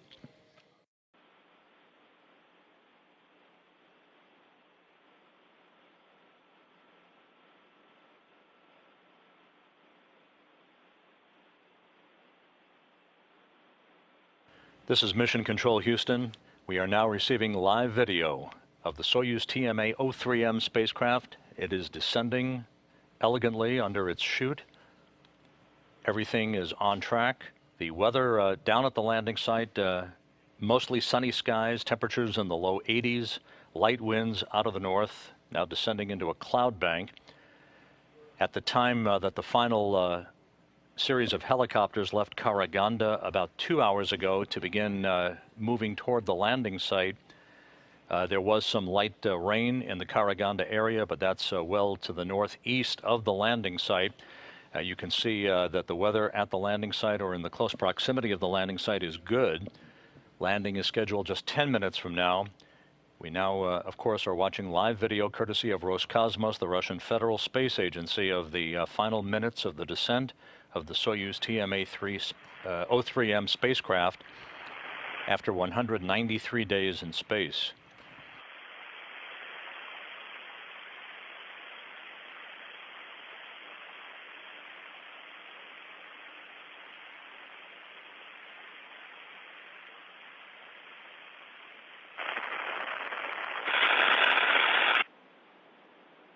Station Houston on 1, no response required. We know you don't have KU, just wanted to give you an update. 29S is undershoot now, and we're watching them. Everything looks good.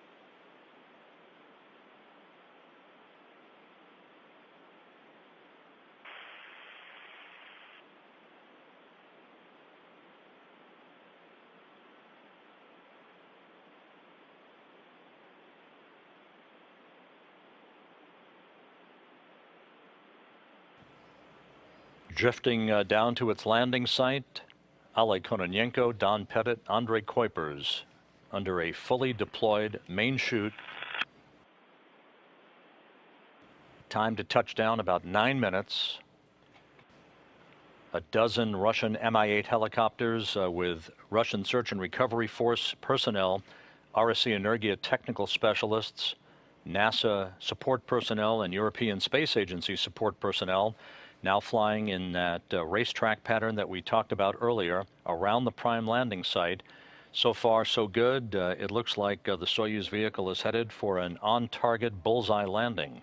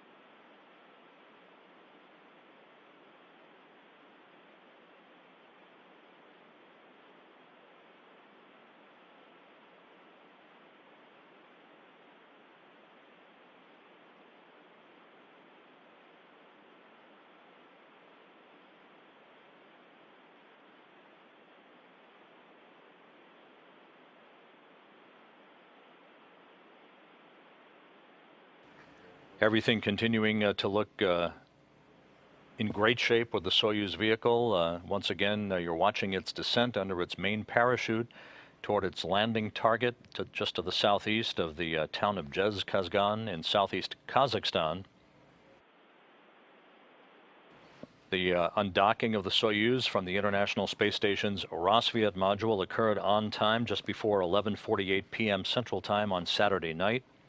The Soyuz conducted 2 separation burns to move to a distance of 12 kilometers away from the station, at which point at 2:19 a.m., just under an hour ago, the Soyuz engines fired for 4 minutes and 15 seconds in a deorbit burn, a deceleration retrograde maneuver to begin the trip back home into the Earth's atmosphere.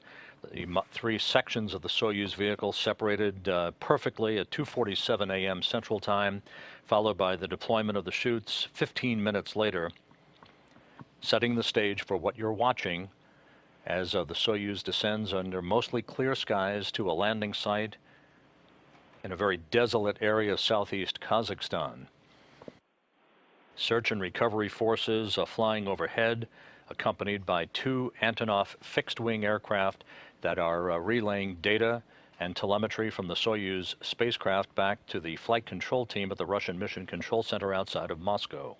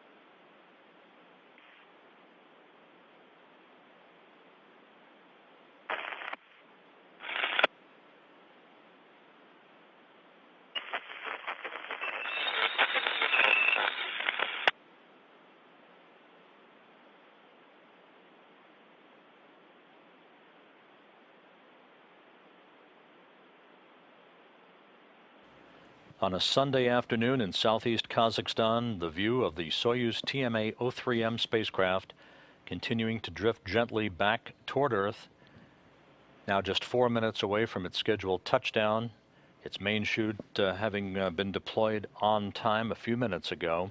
All of the Soyuz systems in good shape. We are not hearing communications at the moment from the crew, but the search and recovery forces will be in contact with the crew momentarily and are continuing to relay updates to the Russian flight control team at the Russian Mission Control Center.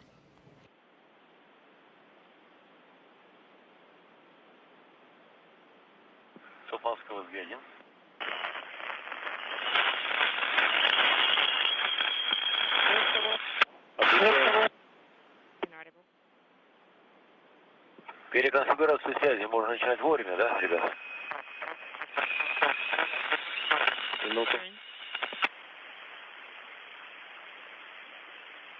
Как там дела у экипажа? Под куполом наблюдаем вот по телевидению. Отлично.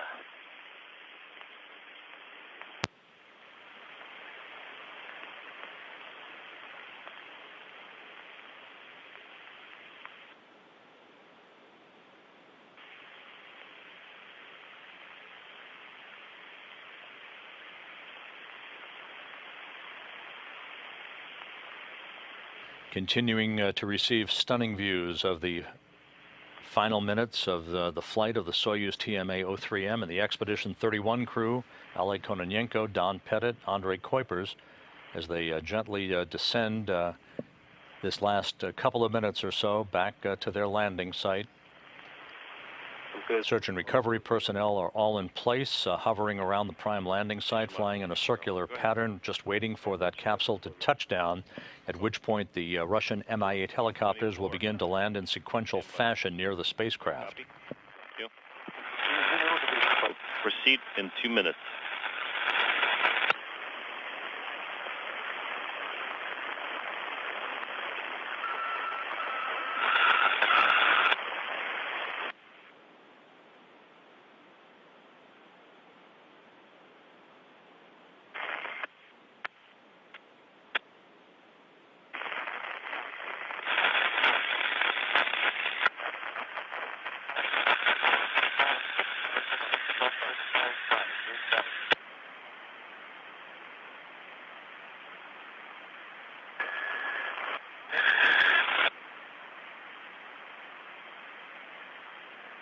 We're about a minute and a half away from touchdown. Everything continuing to look good. Radio beacon signals from the Soyuz being picked up by the Antonov fixed-wing aircraft. We haven't had any voice communication from the crew recently, but all reports prior to that showed an excellent descent, everything nominal, all Soyuz vehicle functions in great shape.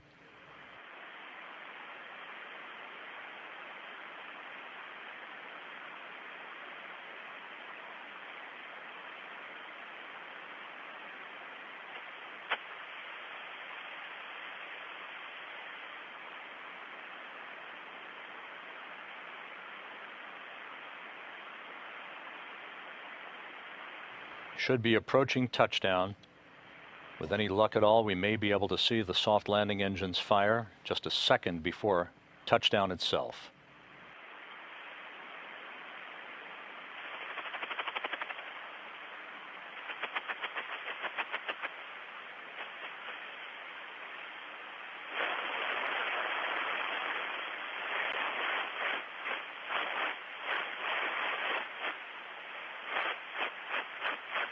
And you can see one of those search and recovery helicopters. Once again, that helicopter part of a dozen such Russian Mi-8 helicopters. Touchdown, 3:14 and 48 seconds a.m. Central Time.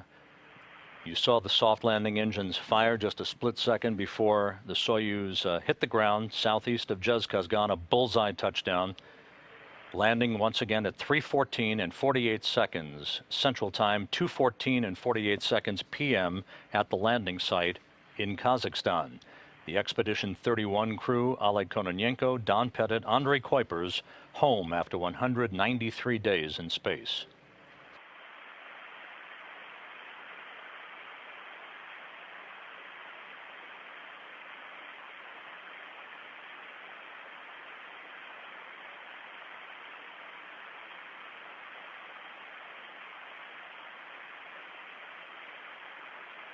And as you can see from this video, courtesy of Roscosmos, some of the initial vehicles, part of the search and recovery forces, are already making their way toward the spacecraft. They will secure the chute so the vehicle is not dragged along due to any wind conditions at the surface. The helicopters will begin landing in sequential fashion to begin to make their way towards the spacecraft and begin the process of extracting the crew.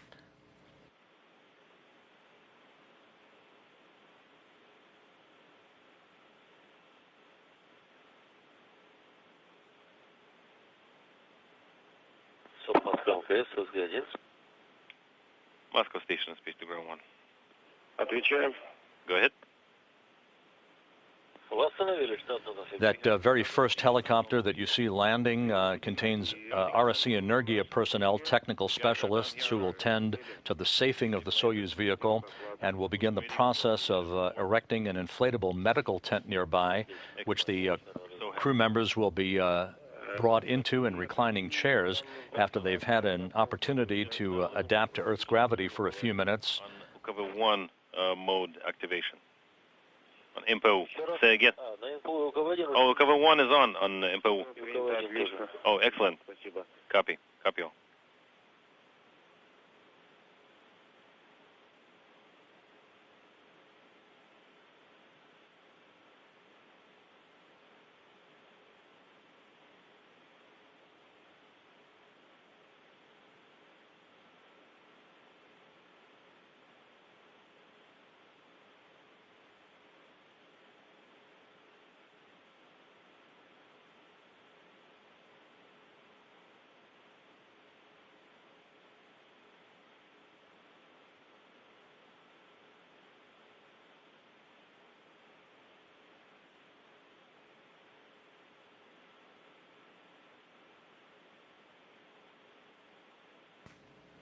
You're looking at the front screen of the Russian Mission Control Center. In the center screen, the Russian words for they've landed. The landing of the Soyuz TMA-03M spacecraft occurring right on schedule and right on the mark at 3:14 and 48 seconds a.m. Central Time, 2:14 and 48 seconds p.m. at the landing site. You saw the descent almost from the time of chute opening all the way through cloud layers onto a sun-bathed landing site in southeast Kazakhstan.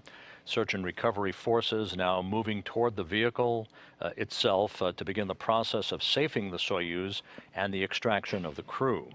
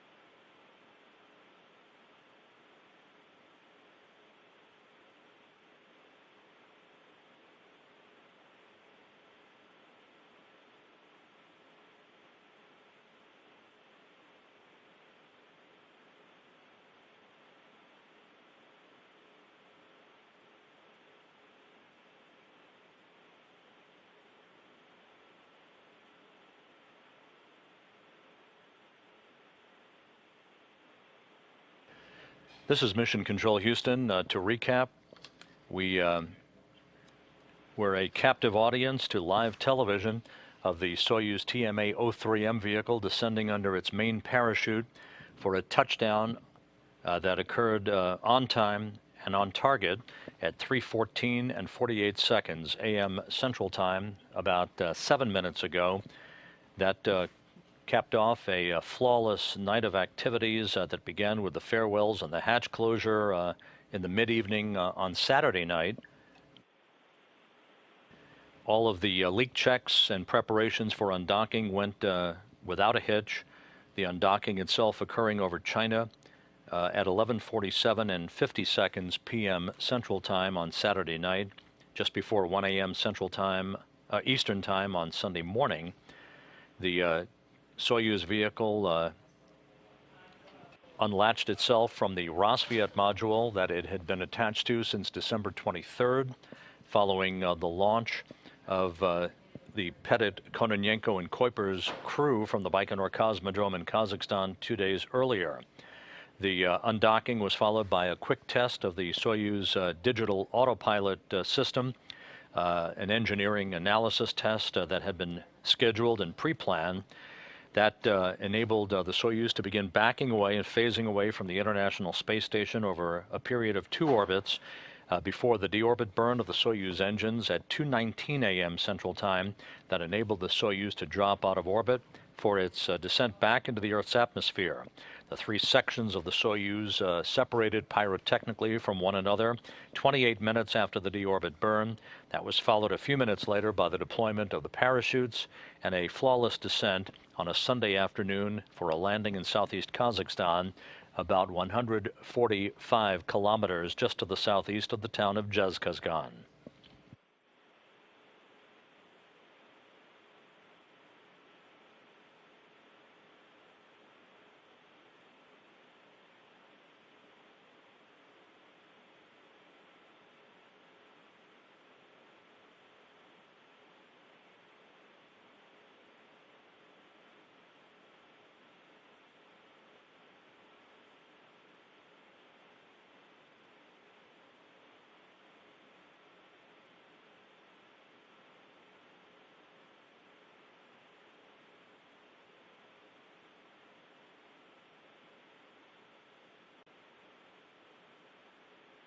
So at this point, as the Rosaviatsia search and recovery forces make their way in their helicopters and all-terrain vehicles to the spacecraft, again, the helicopters, several of them already on the ground, others in the process of descending for a landing in a circular pattern around the spacecraft itself. We will be standing by for additional television from the landing site, hopefully with the extraction of the crew from the spacecraft. They will be placed in individual reclining, comfortable chaise lounge type chairs to have an opportunity to begin to readapt to Earth's gravity for the first time in 6.5 months before they are carried in those chairs into that inflatable medical tent nearby to get out of their Russian Sokol launch and entry suits. And there we have now television from the landing site. And you can see that the Soyuz vehicle landed in an upright position.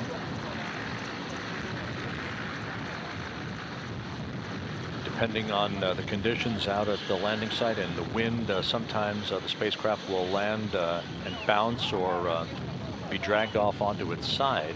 In this case, you can see that the Soyuz landed upright. What this means is the extraction hatch is at the top of the spacecraft.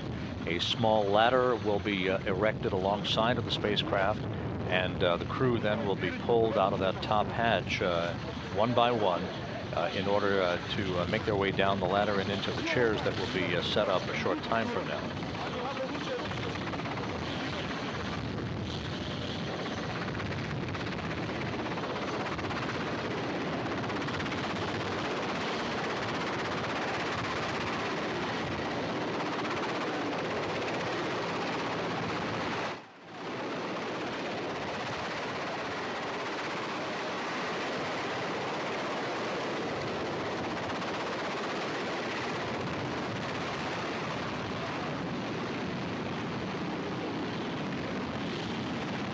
can see on the right side of your screen, RSC Energia personnel beginning to bring that extraction ladder to the side of the Soyuz spacecraft, which landed upright, with touchdown occurring just 12 minutes ago.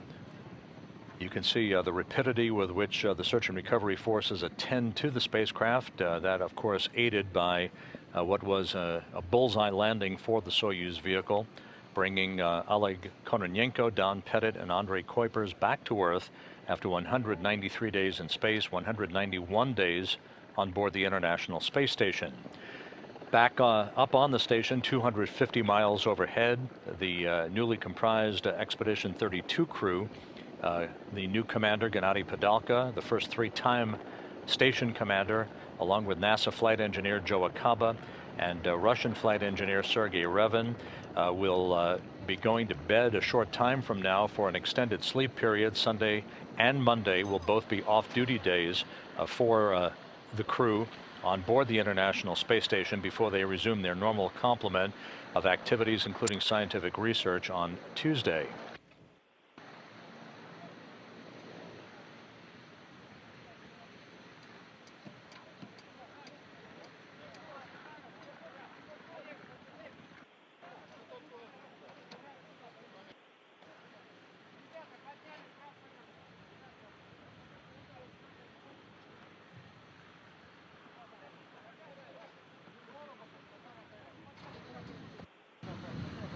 Once again, this ladder device is placed around the Soyuz capsule for landings that occur when the vehicle lands upright. It facilitates the extraction of the crew out of the top hatch. First out of the vehicle will be the commander, Oleg Kononenko. If form holds, Don Pettit would be second to be extracted out of the right seat, and the board engineer, Andrei Kuipers, from the European Space Agency, in the left seat for today's entry and landing, would be last out of the vehicle.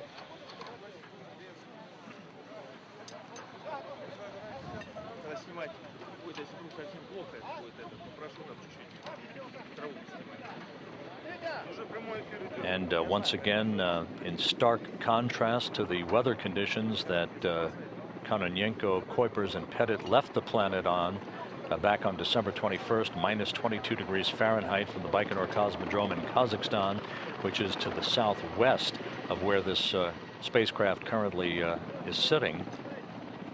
It is in the low 80s, a short sleeve environment for the search and recovery forces.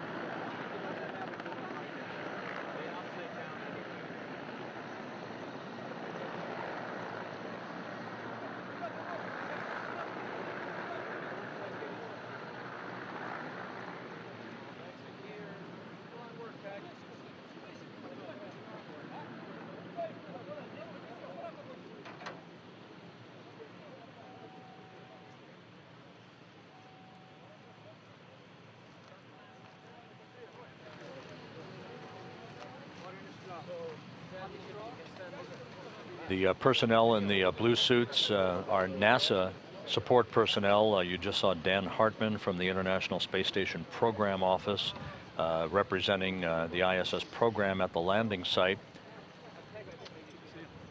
And RSC Energia personnel now at the top of the extraction table with the ladders to begin the process of opening up the hatch, the precursor to the extraction of the crew.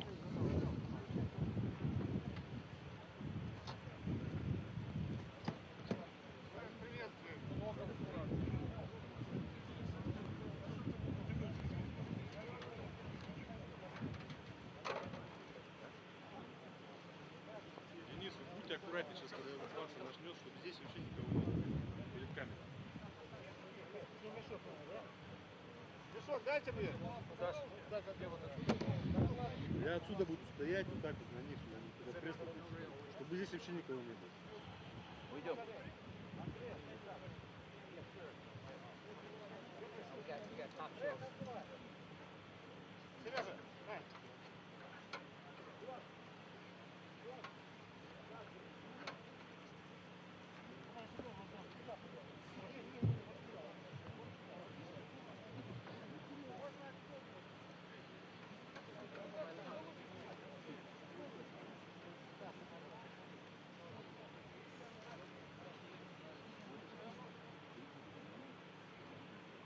Just after 2:30 p.m. at the landing site on a Sunday afternoon in Kazakhstan, as search and recovery personnel and Russian technicians begin to work toward the extraction of the crew.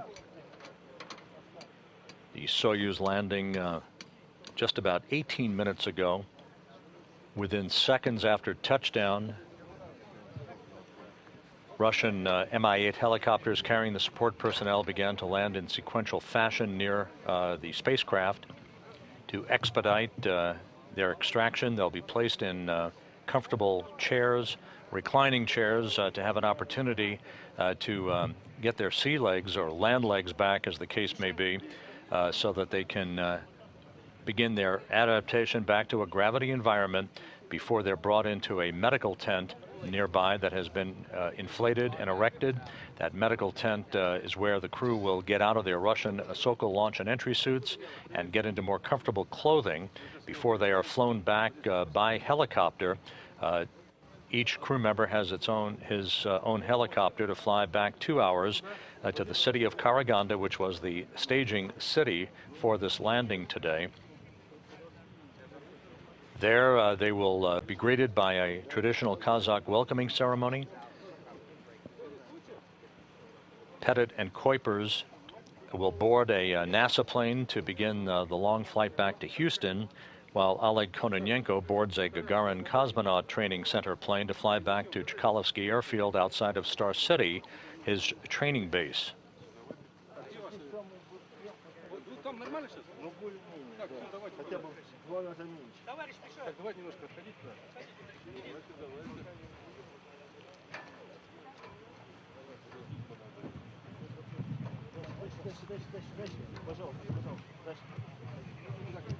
Помоги, Денис, шнур.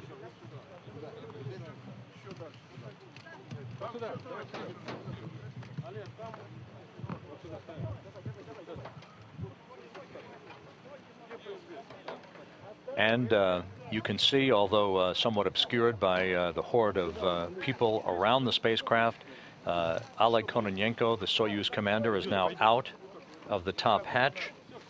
His extraction coming in very, very swift fashion. Just about 20 minutes after the touchdown, there is Kononenko placed in the center seat. He will be flanked by Pettit and Kuipers as soon as they are extracted. The removal of the crew members from the Soyuz vehicle is always expedited if the vehicle lands upright, as was the case today. Moscow Station, space to ground 1. Go ahead. How's the crew doing? Have they extracted them from the capsule? Are you getting the imagery?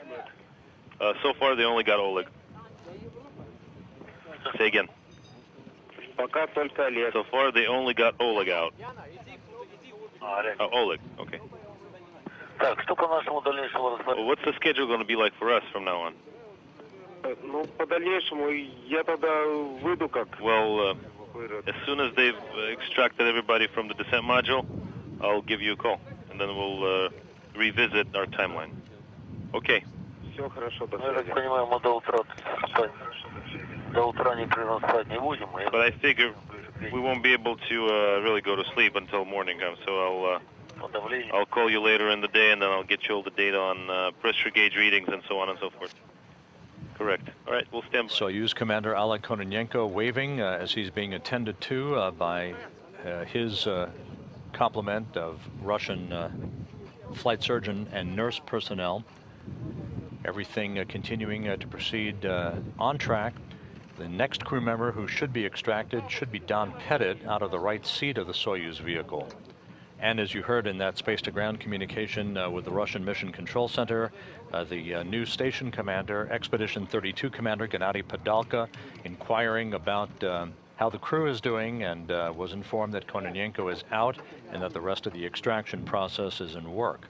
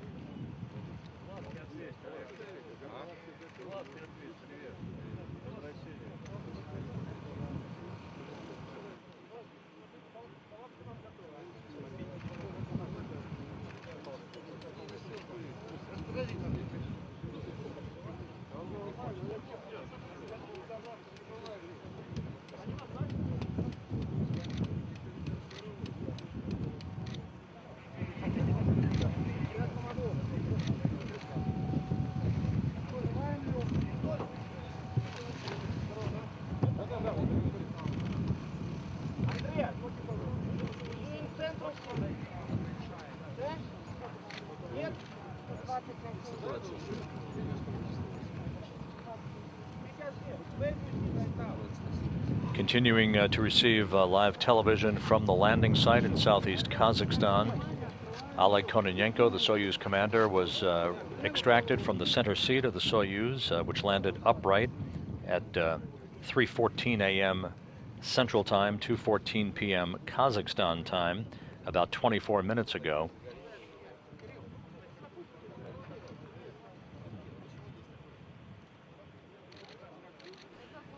The recovery process continues in good order. The Soyuz spacecraft's systems have been saved by RSC Energia personnel. Once all three crew members are out, they'll have a few minutes for a photo opportunity, and once again to get their land legs back a bit as they adapt to the sensation of Earth's gravity for the first time in 6.5 months. They'll be brought into a nearby inflated medical tent to have their Sokol launch and entry suits removed. They'll slip into more comfortable clothing, and if the timeline goes as it usually does at the landing site, about an hour and a half from now they should be wheels up in their respective helicopters for a 2-hour flight back to the staging city of Karaganda, which is about 450 kilometers to the northeast of the landing site that you're looking at right now.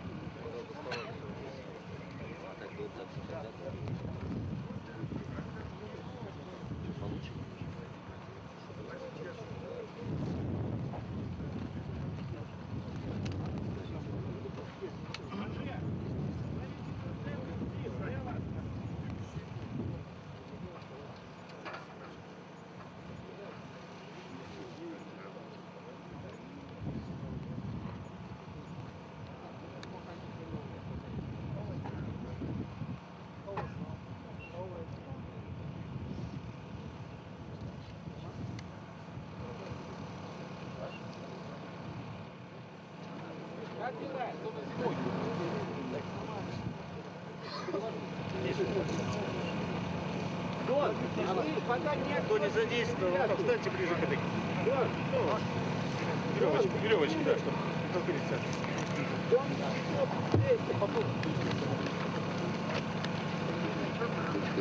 Ну прям вдоль веревочки станьте, вдоль ниточки станьте, засыпайте.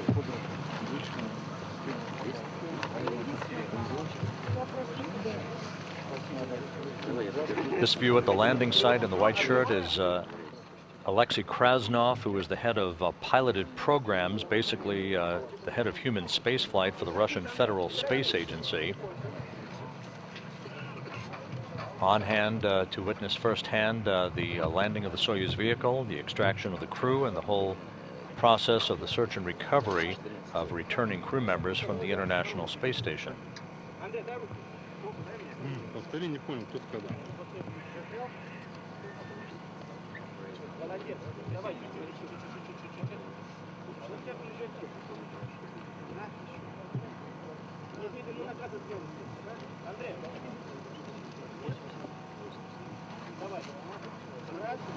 Раз, два, три. Давай.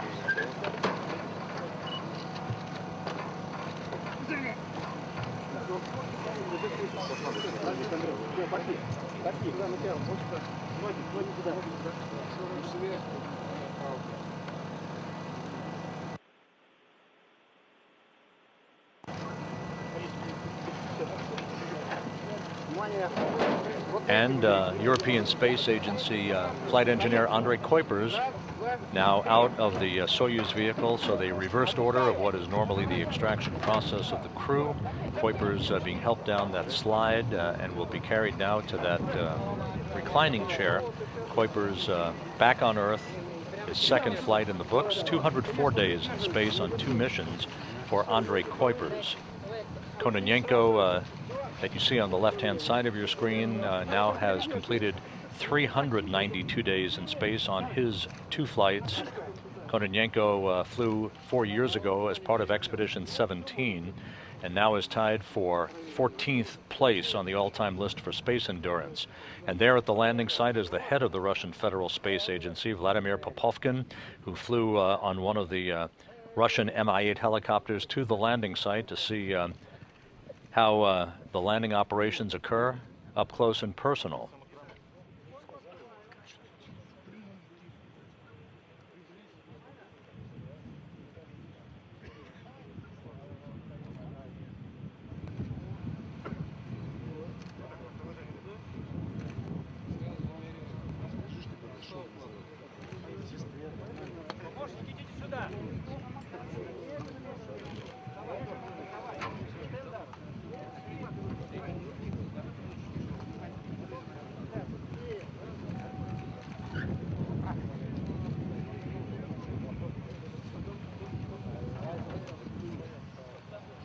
And last but not least, Don Pettit, NASA flight engineer, who has just completed his second landing in a Soyuz vehicle and his 3rd flight.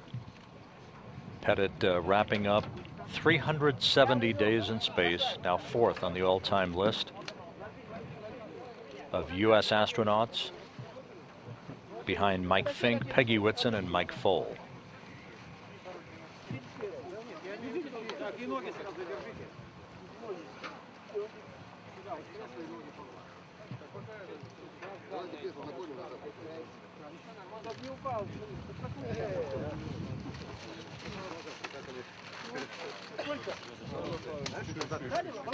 Входи сразу.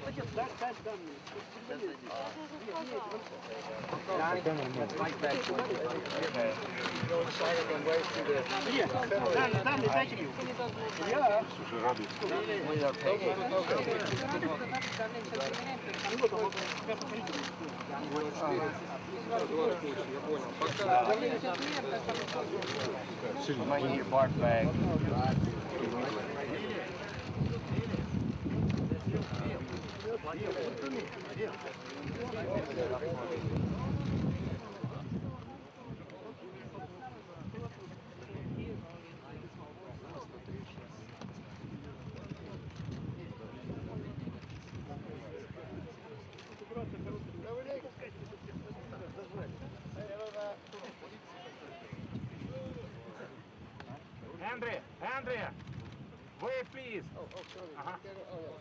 Andrea, it's good, yeah. Yeah, thank you.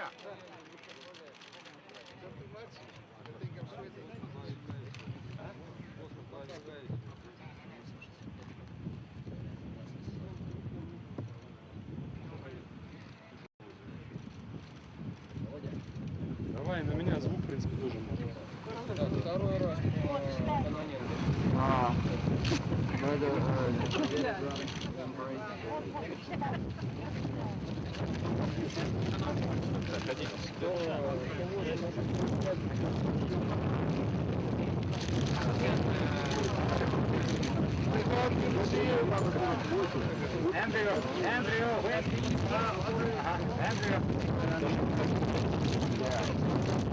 Thank you.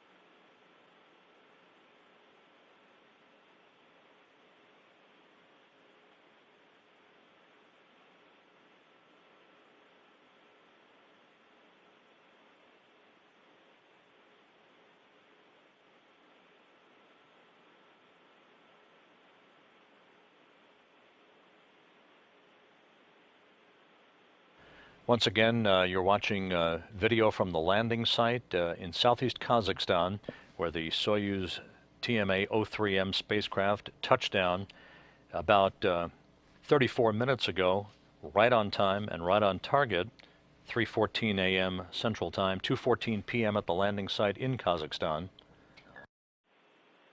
All three crew members have been extracted from the spacecraft. They are in respective chairs to have a few minutes to relax and begin the adaptation back to a gravity environment. Andrei Kuiper's there on the right, Oleg Kononenko in the center of your screen.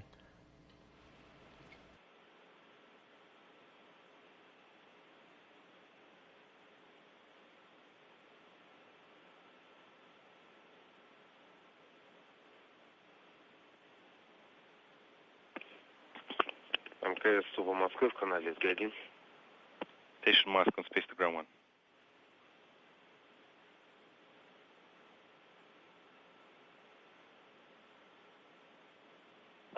Go ahead, Moscow. Gennady, well, everybody's been extracted from the descent module. Everybody's down on the ground, everything's normal. Well, excellent then. Good to hear. Another mission completed. Well, in that case, we're going to go off and get some rest. All right, you guys get some rest. It's up to you, really. You know, it's on your discretion. Whenever you want to give us a call towards the evening. Yeah, we're going to give you a call towards the evening, get you the pressure gauge reading and so on and so forth. We'll do. Sounds good. Talk to you later.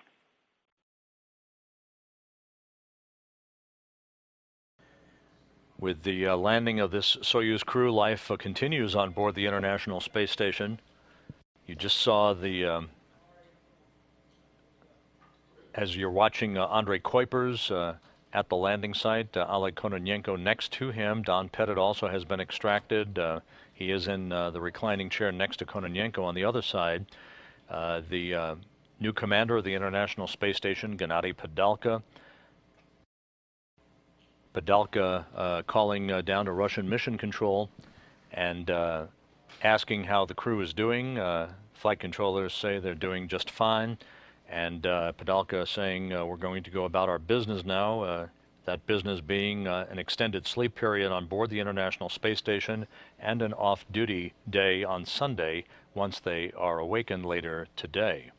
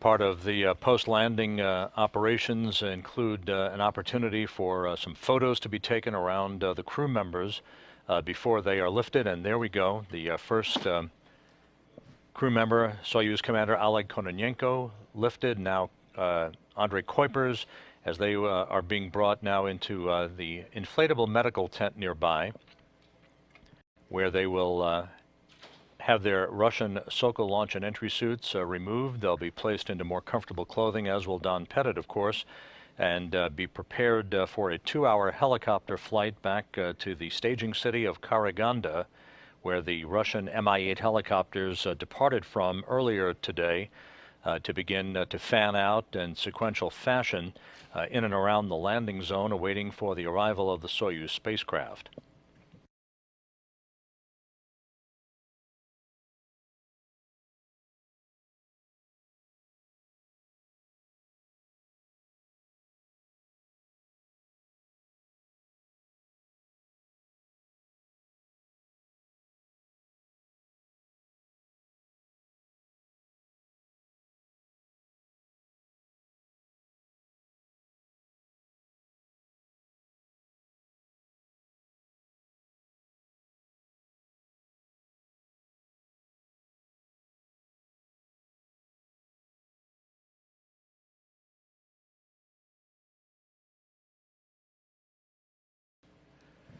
And Don Pettit also being attended to as he is being carried into that medical tent.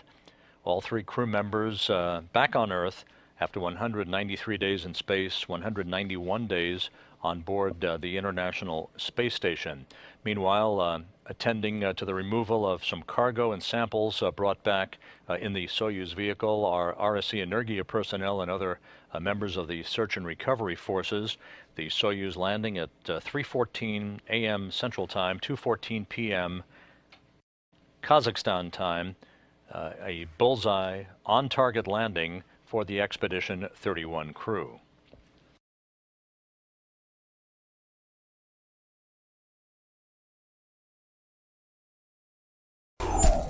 A changing of the guard on board the International Space Station as Expedition 31 Commander Oleg Kononenko handed over the reins of the orbiting outpost to cosmonaut Gennady Padalka during a change of command ceremony. The start of Padalka's tenure as the lead of Expedition 32 makes him the first 3-time commander of the station. He's joined on the crew by NASA flight engineer Joe Akaba and Russian flight engineer Sergei Revin. All right, see ya. See you guys in September. 2 days later, Kononenko and flight engineers Don Pettit of NASA and Andrei Kuipers of the European Space Agency climbed into their Soyuz spacecraft and departed the station for the trip back to Earth. Touchdown. The Expedition 31 crew, Oleg Kononenko, Don Pettit, Andrei Kuipers, home after 193 days in space. The trio made a successful parachute-assisted landing on the steppe of Kazakhstan to cap off a 6-month stay on board the ISS.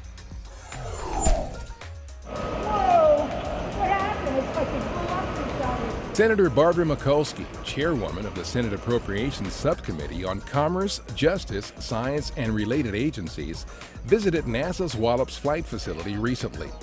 Joined by officials from NASA, Orbital Sciences Corporation, and others, the senator was updated on the status of Orbital Sciences Corporation's Antares rocket and the Mid-Atlantic Regional Spaceport's new pad from which the vehicle will launch.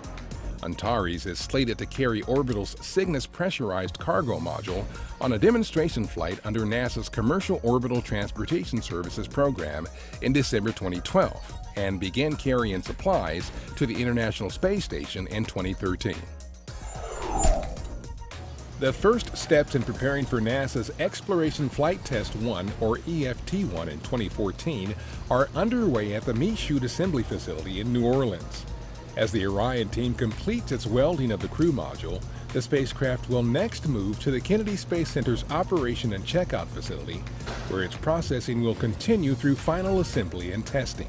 We've been here probably working on this for the last 6 or 8 months, and they spent a lot of weekends and nights trying to get us to this point on the program. Engineers at Marshall Space Flight Center tested a composite crew module in the Environmental Test Facility vacuum chamber to gauge how a space structure fabricated with composite materials will react in a simulated space environment. During the test, the crew module was pressurized and filled with helium to allow engineers to inspect it for leaks. Once we understand what that leak rate is, we can then start to pursue understanding what's contributing to that leak rate, whether it's the fittings that are bolted through the surface or through the thickness of the crew module, or whether it's coming through the skin. The crew module was designed to test new materials and fabrication techniques that might be used to construct future space structures from both metals and composites. The Composite Crew Module project is led by NASA's Engineering and Safety Center at Langley Research Center. Expedition 31 flight engineer Don Pettit is nothing if not A, passionate about conducting science research in space, and B, in possession of a healthy sense of humor. Combine the two, and you have Diary of a Space Zucchini, Pettit's space blog, authored from the point of view of a squash growing from seed aboard the International Space Station. While the chronicles of the space zucchini may constitute an entertaining and educational novelty, see the June 9th entry, Great News, I Have a Baby Brother Sprout, important plant studies have long been conducted in space. Vegetation investigations on the ISS have had real scientific goals for Earth and space exploration benefits. From improved crop production on the ground to one day providing fresh produce on orbit, Sprouts in Space provide a bumper crop of data for research. You can now use the internet and a smartphone for an inside look at the groundbreaking science and technology research being done on board the International Space Station. Log on to the agency's Space Station Live webpage or download the companion ISS Live mobile app to get up-to-the-minute information on experiments NASA astronauts are conducting 240 miles in space for the benefit of all on Earth.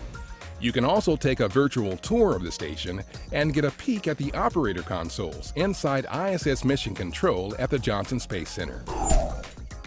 Preparations for the launch of NASA's Lunar Atmosphere and Dust Environment Explorer, or LADEE, are in full gear at the Wallops Flight Facility. Erected on the Mid-Atlantic Regional Spaceport's Pad 0B, a mock-up of the vehicle allowed technicians to check out how the spacecraft will fit with its Air Force Minotaur 5 rocket and launcher. Additional fit and procedural checks were conducted at other Wallops facilities that will be used to process the vehicle. LADEE is scheduled to be launched from Wallops in mid-2013. Speaking before an enthusiastic crowd at the Smithsonian National Air and Space Museum in Washington, NASA Administrator Charles Bolden delivered this year's John H. Glenn Lecture in Space History. Bolden reflected on his career as a Marine aviator, a space shuttle pilot and commander, and his tenure as the leader of the nation's space agency. It's been my honor to be a part of our nation's greatest successes and to help shepherd NASA to its next destinations. There are many bright days ahead for the nation's space program and for civilization's progress into space. I hope every one of you, though, is as excited and passionate as I am about ensuring that we realize every potential of our times. Bolden was also presented the Excellence in Public Service Award by former Senator and astronaut John Glenn on behalf of the John Glenn School of Public Affairs at The Ohio State University. The award honors a person who demonstrates outstanding dedication to public service. The award ceremony was held at the Koshland Science Museum of the National Academy of Sciences in Washington, D.C. Sir, how you doing? Good to see you. And Bolden and Glenn were joined by another former Marine to take in some art at Air and Space. The museum's director, General Jack Daly, led the tour of the exhibit gallery featuring Fly Marines, the Centennial of Marine Corps Aviation, 1912 to 2012. That's a good picture. That's a good shot, of course. The 91 works of art were selected from the more than 8,000 pieces in the Marine Corps Art Program collection. each string and hold it like this between your feet. NASA teamed up with Vanderbilt University's Dyer Observatory in Brentwood, Tennessee, to host a Summer of Innovation event for rising 5th and 6th graders from the Nashville area. The students enjoyed hands-on Mars-related activities and got to speak with NASA Associate Administrator for Education and former astronaut Leland Melvin. The young attendees were also treated to an evening concert and stage presentation. Summer of Innovation aims to inspire and engage middle school students in science, technology, engineering, and math, the STEM fields. This is the second year Dyer Observatory has partnered with NASA for Summer of Innovation. Station, this is Tori Hunter. How do you hear me?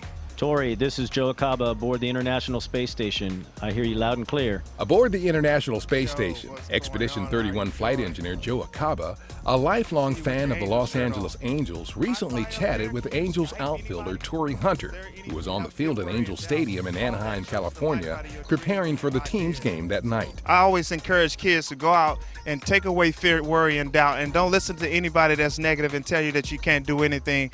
You can be an astronaut, you can be a Major League Baseball player, anything you want to be. Just put your mind to it and your heart into it. Amen. I agree with you 100%. And, I think you and I are pretty good examples of people that, dreams can come true, and we're living that right now. The conversation between Acaba and Hunter was replayed for the fans in Anaheim before the June 22nd game with the LA Dodgers and was also aired on the Angels television network. 15 years ago, on July 4th, 1997, the Mars Pathfinder landed on the Red Planet 7 months after it was launched.